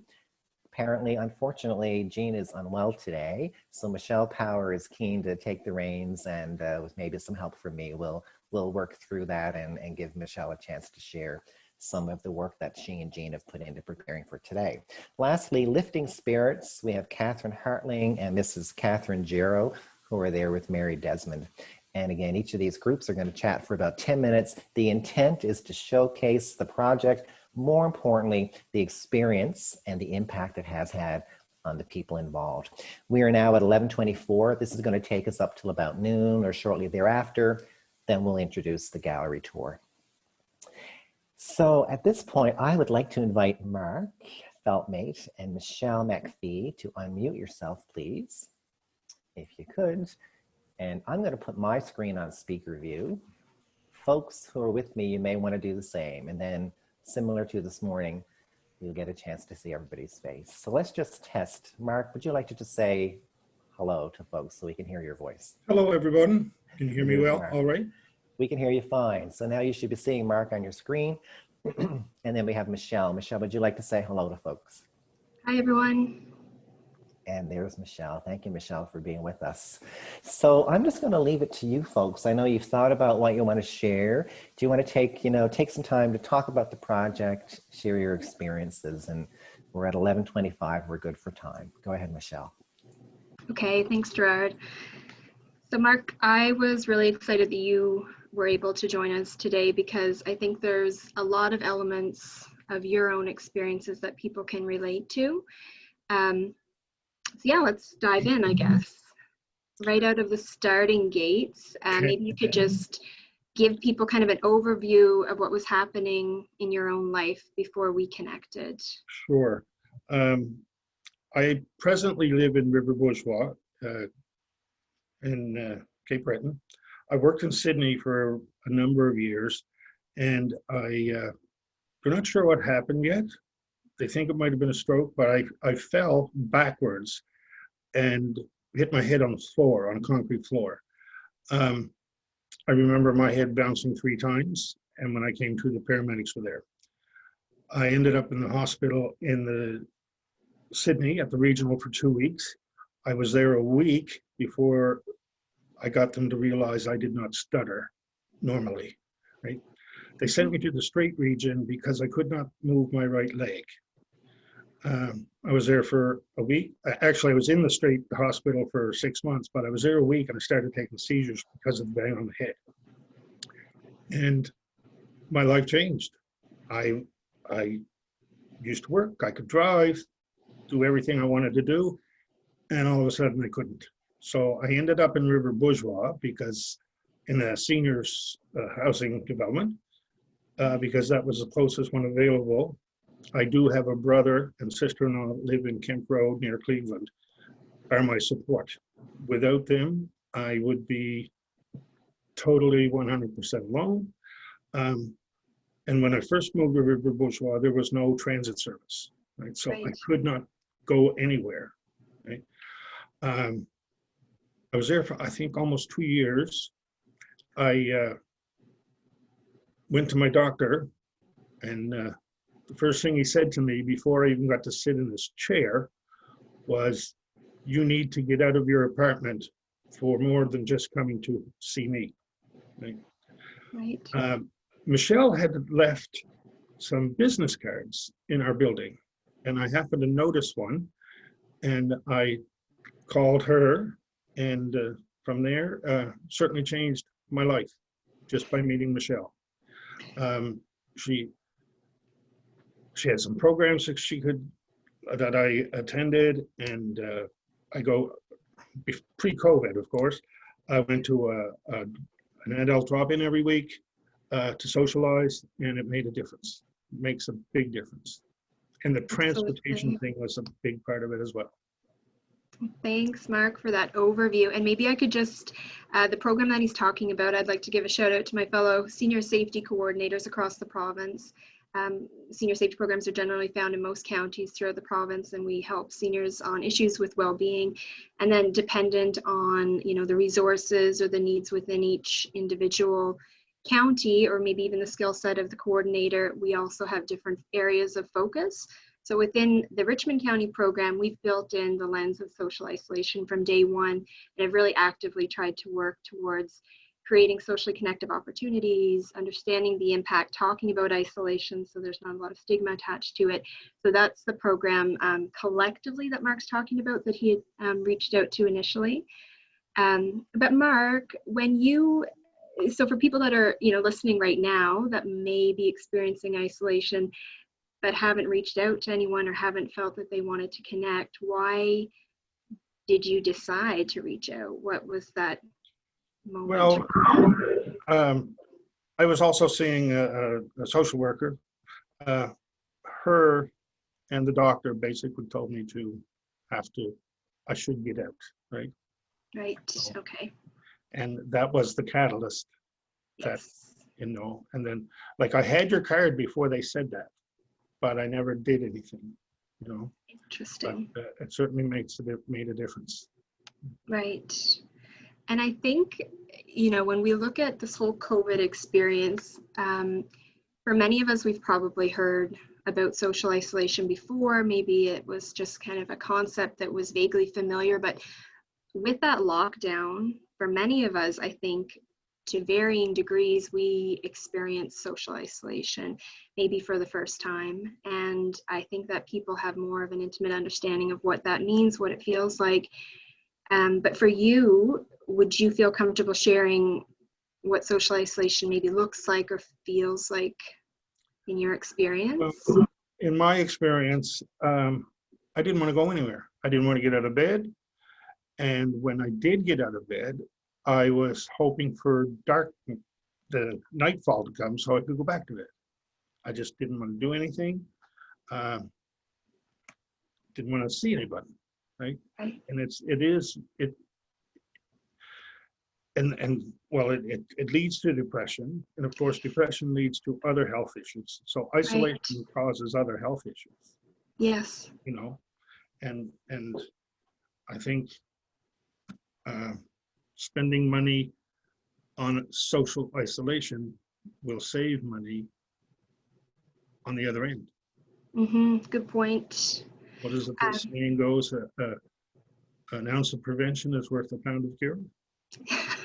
Good point. Absolutely couldn't agree with you more on that. Yes. And I think when we look at, this guide, there's so many incredible examples of community-led initiatives that have addressed social isolation within their own communities.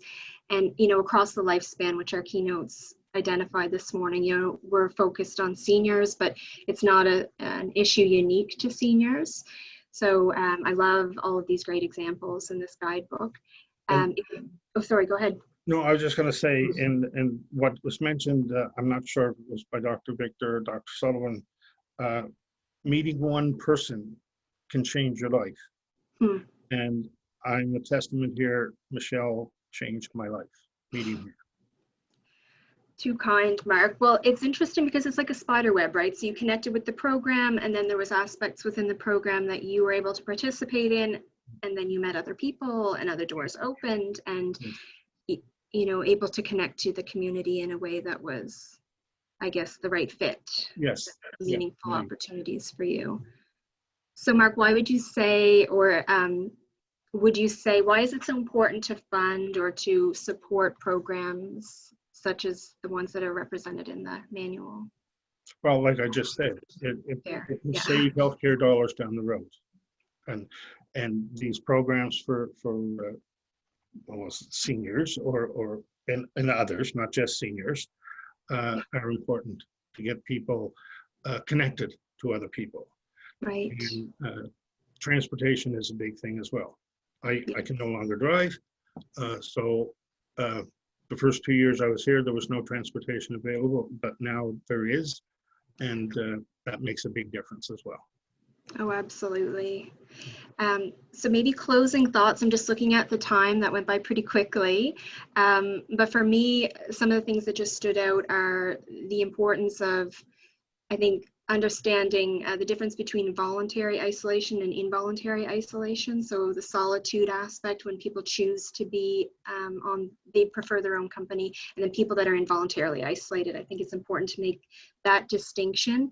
And also that isolation isn't unique to seniors, though that's my focus in this role, that it's something that can happen throughout the lifespan. Any closing thoughts or points that stood out for you before wrapping? No, I think you hit them on the nose, actually. But there was one point you can be around people, but still feel alone. And it's important to connect with people. You know, just because you're in a room full of people doesn't necessarily mean you connect with any of them, right?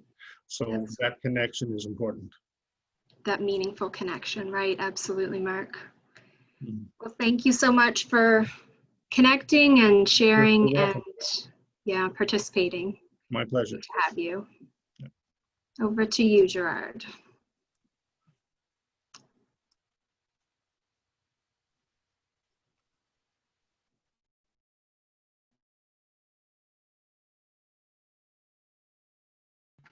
Gerard, I think we have you on mute. And I just discovered that all of my great words of wisdom just gone and poof.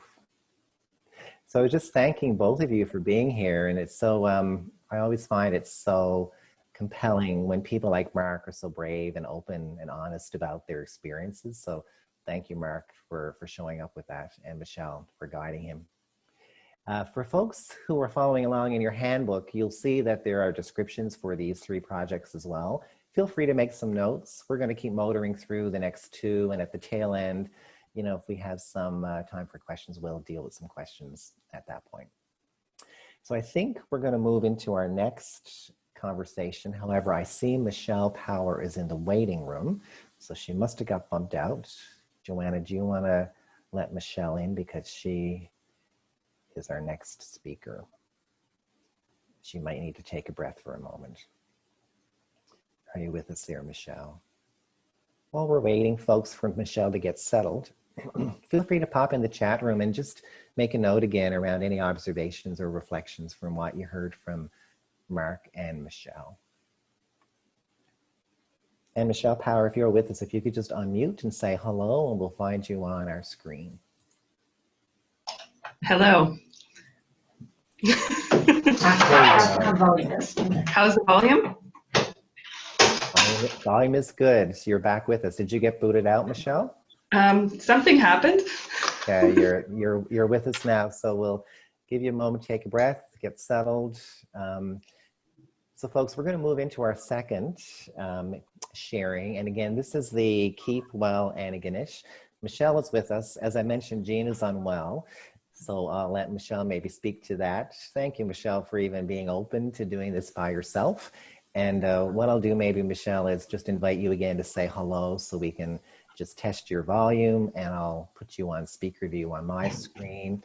Again, a reminder, folks, if you want to see Michelle bigger on your screen, you do want to click that speaker view button. Michelle, maybe just say hello and we'll test your. Hello, everyone. I think we're good. Yeah, you're good. So welcome, Michelle. It's now 11:37. We're great for time. So do you want to just start sharing? And certainly I'm here. Sure. Yeah. Okay. Well, I had hoped to be here with my friend Jean, who has been a participant with Keep Well Antigonish, an exercise and wellness program for seniors. Unfortunately, as Gerard said, she's not feeling well today, so she couldn't be here. But Jean and I spent some time over the last month or so talking about our experiences and what Keep Well has meant to us. So I really am sorry that Jean can't be here today to tell you this herself, because she said we will wow them. But she had a little bit more confidence in her ability to wow than I do. But I'll try, and I do have some experience having conversations with myself, so here we go. Anyway, I will tell you a little bit about my involvement with Keep Well first, and then I will share some of Jean's thoughts that she shared with me. I first became involved with Keep Well Antigonish about 3 years ago in the early planning stages. Anne Bigelow, who I work with at St. FX, had a friend who was part of a similar program in North Vancouver called North Shore Keep Well, and that program has been running for over 30 years. And so using that program as a model, and had the idea to create a similar wellness, health and wellness program here in Antigonish. Antigonish has an aging population, so does Nova Scotia. So as we know, this presents challenges for individuals and for our communities. To age well, it's important to strengthen or maintain our physical and our mental health. So the idea for Keep Well Antigonish was to have a free program for seniors that focus on physical fitness, wellness programming, but also opportunities to socialize, connect with the community, because all of these things are components of health. And the hope was that this would increase the likelihood that participants could maintain their independence, they could stay in their homes longer, they could also stay out of hospitals and long-term care. So Anne brought together a broad group of community stakeholders from the community. So that included representatives from the town and the county, from the local health authority, organizations that work with seniors, and seniors themselves. And so when I heard the idea, I was really excited to be part of it. My background is in psychology. I've always been interested in health and wellness. So I became part of that initial planning and organizing group, but I kept in being involved. I'm a board member now, and on Fridays when we would run this sessions, I'd be on site to help with the setup and the running of the program. And that's when I first met Jean. Probably about a year ago, Jean came to the library looking to sign up for one of the for the session. But she was interested in the exercise part of it. She didn't really know a lot about the program, and so we chatted a bit. That at that time the exercise spots were full for that session. We were midway through the session, so she was able to register for our session in the winter that began this past January. So lucky for me, Jean is very organized, and she did write out some of what she wanted to say today and about her experience. And I don't want to lose that, so if you indulge me, I think I'll just read a little bit of what she wrote. She says that my experience with Keep Well Antigonish was extremely positive. It was my hope that the exercise program would help me with my range of motion issues and help strengthen my muscles. However, I soon discovered the program offered much more than I had hoped for. There was no judgment regarding weight, fitness level, clothing style, or whether you came alone or with a friend. The general exercise program at first saw me holding on to the back of my chair for dear life. However, after a few classes, I no longer used the chair as a crutch. Using the helpful take-home exercise sheets and being encouraged to use them, I began to notice I was gaining confidence. Not only has my range of motion increased, I can now do squats. She says, not many, mind you. Nevertheless, I've seen a change for the better in my mobility issues and balance. As a result, I started to challenge myself little by little. For example, when walking, going a little further. She also says, after the 1 hour exercise program, we had a break, which provided not only healthy snacks, but a chance to socialize with other members of the general fitness class and the chair yoga class. And Jean also noted in our discussions that she really enjoyed the wellness programming. We have wellness programming after the exercise and social part each week, and it's varied. So there's a different speaker activity each week. And she gave 2 examples that she especially enjoyed. We had Jeff Parker come talk about the mobile story booth from the People's Archives of Nova Scotia set up in the library. And then we also had a presentation from members of the Fountain of Health program. And so what she said was that if it weren't for Keep Well Antigonish, she would have missed all of this. She wouldn't have known about it. And she said to me, no one is ever too old to learn or be included. And one of the other things that we do at Keep Well is we have there's a bulletin board in the room where we hold it, and we post upcoming events happening around the town and the county, and participants can also bring in notices of events that are happening. So we call it our little communication hub. And about this, Jean said that these notices became avenues of information of upcoming events and courses we would be welcomed to attend. This was an important item to mention as there are so many interesting things happening in and around town. It's a significant way to make plans to get out and socialize. And Jean summed up her experience by saying that all in all, I found Keep Well Antigonish to be a well-rounded, inclusive, and interesting program which promotes both physical and mental health as well as opportunities for social interaction. So obviously Jean is a great ambassador, and I wish she could be here to tell you that herself. But I think what she said and her words were really what the organizers had hoped for when we had the idea of putting this kind of program together. And we've had similar feedback from other participants, very positive things from a wide range of things. But I have to say probably the most often comment I had was, the exercise is great, but I'm here for the social part. So that did come out loud and clear from many of the people. And I think that was interesting. And it's because, as part of the organizing team, I wasn't in the exercise classes, and but I was there each week, and I did make friendships and connections with the people, and I feel like that benefited me personally. My father died. The Keep Well people that I had, they were my friends, and they were very kind and very supportive to me. Many of them even came to my dad's wake and his funeral.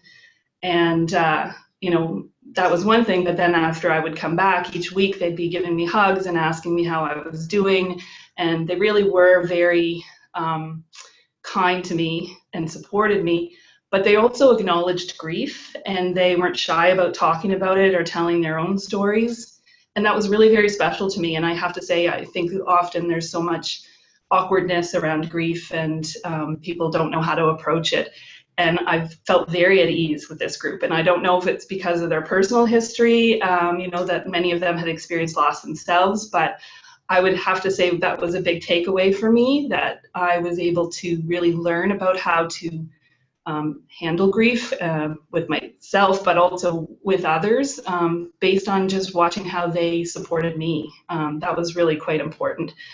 And obviously I didn't expect that, that my experience with Keep Well would end up that way. But I think that that's probably true of a lot of people, that when they get involved in organizations, they get in it for one reason, but get benefits that, they weren't necessarily anticipating. And, I also can say that I've seen people come to programs like Keep Well for many different reasons, but I think also people take away many different things. With Keep Well, some people improved their mobility. Some people managed to find better ways to handle their stress. Many people made new friends, but those were individual benefits that I think are really important. But I think with my time with Keep Well, I also saw some of those benefits ripple out into the community. I think when people come together regularly, they make connections. And I think it's those connections that are important in what we're talking about today in terms of reducing social isolation, or at least reducing the feelings associated with social isolation. And I think the other thing is that many times there's an increased desire to contribute to their community. And I'm going to use Jean as another example here, because all Jean wanted was to sign up for an exercise class. That's what she was interested in. But Jean spent the last month or so working with me about, what she's going to do. And today she was supposed to come to a community event to do a presentation. And that was all because she was looking to sign up for what she said was an exercise class at that time. So I think that speaks to how programs like this can, benefit individuals, but it also is benefiting our community. So I think that that speaks to why we need to have these types of programs, so that we can all benefit from these experiences. That's about all I have to say. I do want to make sure that I thank the organizers for letting us tell you about Keep Well, and I think I'm really sorry you missed hearing from Jean, because she really would have brought her passion and her humor, and I want to acknowledge that she did put a lot of work and time into that. And that I want to thank her for that time as well. Thank you, Gerard. Well, thank you, Michelle. And I think if Jean was here, she would be smiling, thinking that you represented her so well. I had a chance to meet Jean. We did a bit of a dress rehearsal, and I think folks would have been astounded by the joy and the passion she brings. And I think that what's really neat about this story that we've talked about, Michelle, is the impact it had on you, I think, as one of the organizers. And I think sometimes we lose sight of that. Those of us who are involved in developing, supporting, creating programs, services, that it has an impact on us too. So thank you for having us think about that. I think that's an important element. Appreciate it, Michelle. Thank you so much. So we're going to move into our last conversation as Michelle mutes herself. Beautiful. And I'll invite, I think sitting with Mary Desmond, we'll just invite Catherine Hartling and Mrs. Giro to get warmed up and maybe come close to the webcam. Folks, again, if you've got any reflections or thoughts percolating that you need to get out, feel free to go into the chat room and make a note. We're going to capture all of those at the end of the day. So with that said, I'm going to invite, I'm looking at Mary Desmond's room. Do you want to unmute yourself, Mary, and let's see if we can hear the ladies who are with you. Hello. Hello, I can hear you. Can you hear me okay? Yes, I can hear you okay. Awesome. Yeah. Okay, now I see you've got several people with you. Hi, folks. I may ask Catherine Hartling just to wave. Catherine Hartling, if you could wave to the camera so we know who's who. And then Mrs. Giro. Where's Mrs. Giro? Probably sitting right next to you there. Awesome. Good to see you, folks. Last time I saw you, we were much closer. I could see your face, but thanks for being here. So similar to the last two projects, we're going to give Catherine and Mrs. Giro a chance to share their experience with the Living Spirits Project. So I'll pass it directly over to you, folks, and you can get started, please. Okay, then I will start off because I was one of the, do you hear me? Yes, you're good. Thank you. Okay. I was one of the persons that was well initiated with, along with Mary Desmond, and we lifting the spirits because of that year. We had the tragedy, and it was coming to the anniversary of the tragedy from 2017. And the people were still feeling the effects of it. And so Mary said, let's try something new this year. And we decided we were going to try out 2 or 3 different events during that time. So we applied for a wellness fund, and we got the wellness fund. And then we had did the wreaths, we had did ugly sweaters, and we always cookies. But the wreaths seemed to be the biggest one that the seniors seemed to accept and really enjoy. Because getting back into the wreath making, I hadn't done it since I was like with the Boy Scouts, when my son was in Boy Scouts, and also back when I was in Girl Guides. But to get your fingers back into it, that evening we had more fun laughing at our mistakes and joking around. But in the end, we came up with wreaths that were able to present to the seniors in the community. And it gave me a great opportunity to see how we can lift somebody else's spirit by doing some little thing, just by making a wreath, a homemade wreath. And when we took it out and delivered it to them, it was, some of them brought tears to our eyes, because we had a lady, she was in her 90s, and she said, "A wreath for me, homemade wreath?" And then I said, "Yes." And she said, "I haven't seen one hanging on any doors or any place since I was a child." And she said, "I will really treasure this," she said. And so I remember going by once after that, and she still had it. She said, "Oh, I'm going to keep it there until the sun dries it up." So I'll pass it over here to Sister Catherine, because she was one of the wreath. Yeah, I received a wreath from the ladies, and the day that the wreath came to the house, I was home, and I was so surprised when I seen beautiful wreath brought to me. And she said to me, "This is a gift from the ladies group." And it hit me so that I started to cry.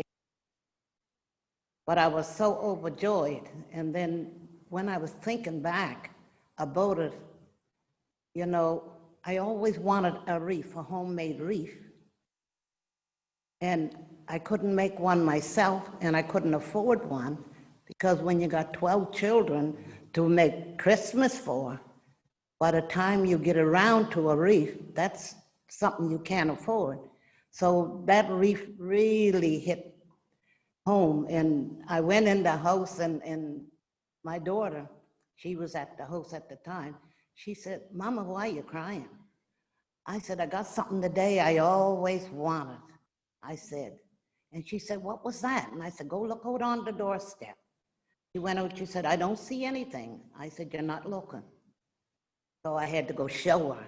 And when I told her what it meant to me, she started to cry alongside of me. She said, Mama, don't cry now because I'm crying.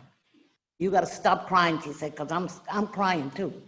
But that reef was hit home so much that I just couldn't believe it. Something I always wanted to get out and couldn't afford because of the family. And all of a sudden, God has opened a way to give to me, and I didn't have to buy it. And that was so wonderful. It really hit home.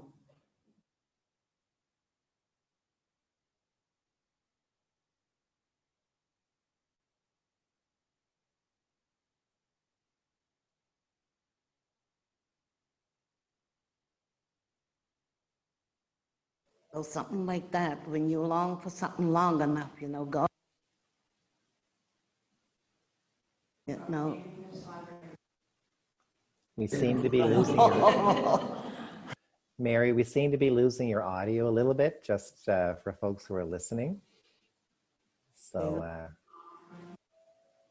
Someone says leave. Something said leave. Why is leave up there? I was just saying, Mary, we're losing your audio. You're cutting out a little bit. We can't hear the folks as they're speaking. There's some. You can't hear us? Can you hear us now? We can hear you. We can hear you now. There's just been a couple of instances where the voices have. There it is. You want to say anything else, Sister Catherine? Well, there's a lot of things I'd like to say, but we ain't got time. You know. And then here the other day now, she come to the house at my granddaughter's house where I was babysitting. And she brought me this shopping bag. And she brought it in, she said, this is for you. And I looked at it, and she put it onto the little coffee table. And I talked with her for a minute, and then after she left, I opened at it. And you know, I don't know what happens, but the tears started flowing again. I said, this can't be happening to me. You know, and things like that, it really is precious to one, because it's not often a senior by themselves at my age gets gifts brought to you and just given to you without a price, you know, and that's so wonderful. I can hear it in your voice. Yeah, that was the emergency bag we dropped off the other day. Oh. But it was so wonderful. When my little granddaughter come home, it was still sitting on the coffee table. And she said to me, Nanny, what do you got? I said, that's for me. So she opened it and looked at it. No, Nanny. She said, that's for Maya. That's for me. So me and her had to share it. Sounds like a smart child. And she is smart. I can really hear in your voice the impact of these gifts. And in the little chat room here, people are talking about how, you know, small acts of kindness and the impact small acts of kindness can have on, you know, on folks and communities. Yes. And I think you're a living example of that. Yes, because like, you know, back in Upper Big Tragedy and Lincolnville area, there's a lot of seniors that are living home by themselves. And then some of them might have somebody living, but they still don't get out as much as they should. But like when you go like and take them some little thing and offer to, and they're so happy and appreciative of you, you know, and they'll even like call you and thank you for it.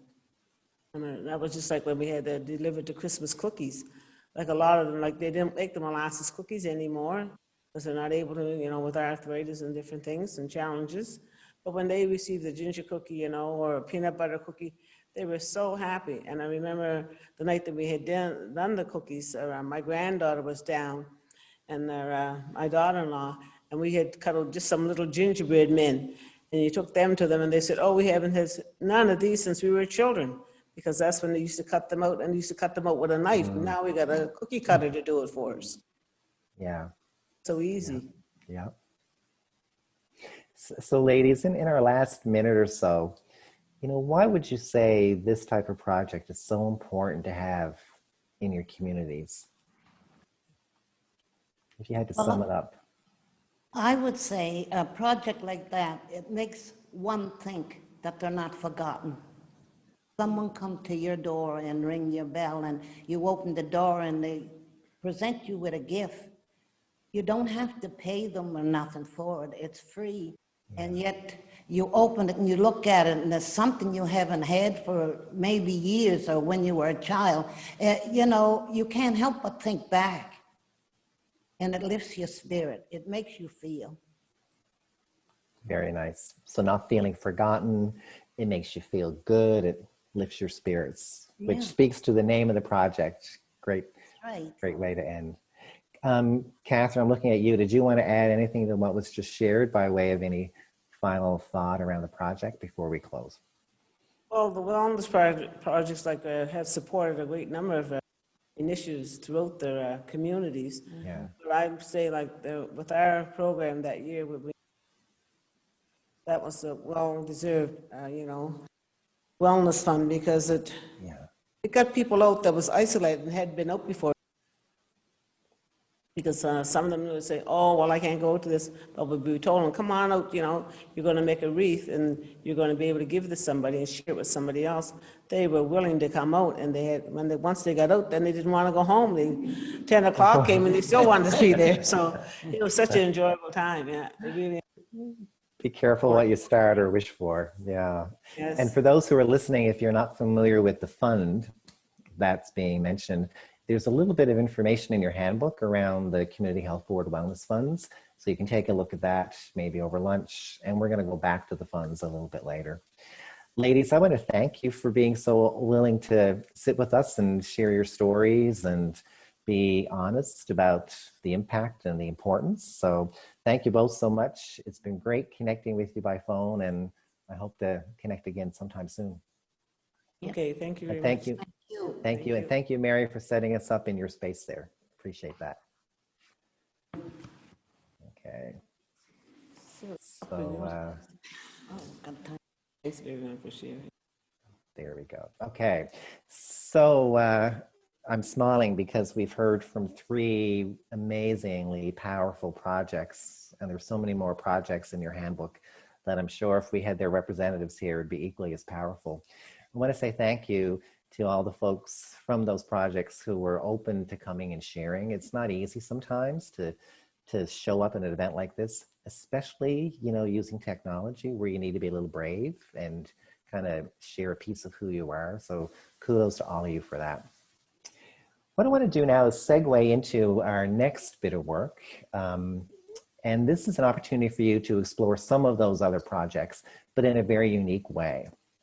And I'm going to set this up. It's going to take a couple minutes to set it up, but this is going to be an activity that you're going to engage in a very interactive way, and this will lead you up to your lunch break. So essentially what's going to happen, folks, is you're going to move into this activity, and then at your leisure, when you finish the activity, I'm going to invite you to just go and grab your lunch and join us back here at 1 o'clock. Okay, so it's a kind of activity where it might take you 15 minutes, you could take a half hour, it's very leisurely. So the way this works is we're going to try and emulate a gallery tour.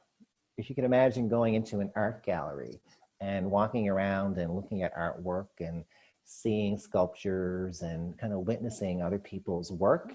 And as you do that, sometimes you think and you reflect and you wonder, where did this come from? And what a great idea. Or I really like how that particular, artist created that piece.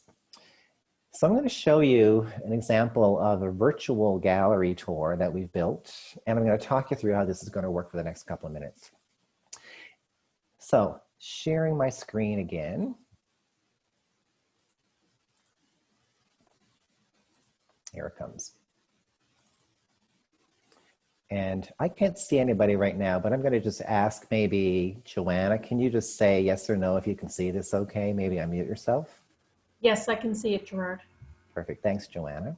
So folks, you're looking right now at the gallery tour. In a couple of minutes, Joanna is going to put the link for this site in the chat room. All of the discussion hosts in all the pods have already received this, so you've got this in an email. So when you look at what you see on the screen, you're going to find that every project in your handbook has one of these white kind of vertical posts, we call it, right? There's a description. So around the table, there's a description. This particular project has a video way down here at the bottom, right? There's the channeling Maud Lewis. You know, as you scroll through, you're going to see all of the different projects in your handbook. Okay, with a little bit of a brief write-up. The longer write-ups are actually in your handbook, a little more substantial. So you can read those as well at your leisure. We've got some brief write-ups with a few photos. You'll see we're going to go all the way down. Oh, there's several. There's 14 of these projects. And some of the projects have videos, small little video clips. Some just have images. And so your task is, if you're by yourself at home or in your office, I want you to click on the link, take some time, take 15 or 20 minutes, go through these and read them. Wherever there's a video, feel free to click on the video and watch it. The videos are only maybe a minute or two. They're very short. And as you explore around, just like you would in an art gallery, I want you to think about any comments or reflections you have. So I'm going to pretend. If I was reading this particular post and I look at the video, I might make a comment. This doesn't make sense because I'm typing with my left hand, right? And then at the end of it, I'm going to put in my name, just so people know who said it. So as you're going around and you're exploring, if there's a particular project that you have a comment about, or a question about, or a reflection about, type that where it says add comment, but just add your name so we know who typed it. So then you might go around and read a few more. You might stop at, oh, there's news out loud. What's that all about? Let's read that. Maybe watch the little video and maybe share a comment. If you just want to hit the heart, the little heart there, if you can see it, that just tells us you looked at it and that you like it. So if you just like it and you think it's a good idea, just hit the heart. So the solo participants who are with me today are going to do this on your own computer, on your own device. You're going to do this quietly, go through, make some notes, share some comments. In your pod, if you're in a small group, you can look in your handbook, have a conversation maybe at your table, and maybe your discussion host can have this up on your screen. And as a group, you can think about any questions or comments. So in the discussion groups, you'll need to do this as a collective, right? But know that you've got your handbooks as well. So this is a quiet activity. We'll do this. I'm going to give you plenty of time because there's a few videos. We really want you to immerse yourself in this gallery tour, explore it, ask questions. If you're a person who was involved in one of these particular projects, look for any comments, because if you see my comment, you might want to then respond to it, right? Because somebody might ask, how do I get involved in this? Or I'd love to have more information. So feel free to, ask each other questions and leave comments for each other, okay? You'll notice that if you want to leave a comment, just as I did, you might need to just hover over it and click, but normally it just pops up. It's important, again, to leave your name because all comments are anonymous. Okay. That's what we call your gallery tour Padlet wall. We're using Padlet, P-A-D-L-E-T is the app. So I'm going to stop sharing. So in summary, it's 12:07. What's going to happen is in a couple of seconds, Joanna is going to upload the link. We'll invite you to go into the wall by yourself or as a group, roam around, leave comments, ask questions. I'm going to be there too, watching and chatting, so watch for me. As you're done, just go have your lunch and get back maybe in your chair, ready to go at 12:55. We'll hard start at 1 o'clock, okay? What questions does anybody have about any of that before Joanna puts the link in? Or if we're feeling okay, give me a yellow thumb so I know we're in good shape. Thanks, good thumbs coming up. Okay. Awesome, so Joanna, do you want to please put the link to the gallery tour in the chat room? Discussion hosts, you have this in your email from earlier this morning. Here's your link. Hit this link to access the gallery tour. So if you want to hit that, if for some reason you have problems with the link, you can look in your handbook and read through the handbook and make some notes in your handbook. But this link should work absolutely fine for people. Okay, thank you. Mary Pat has to sign off, waving wildly to Ontario. Thanks for being here. Look forward to working with you again. Cheers to you. Okay, folks, we'll see you back at 12:55, and I'll see you in the gallery.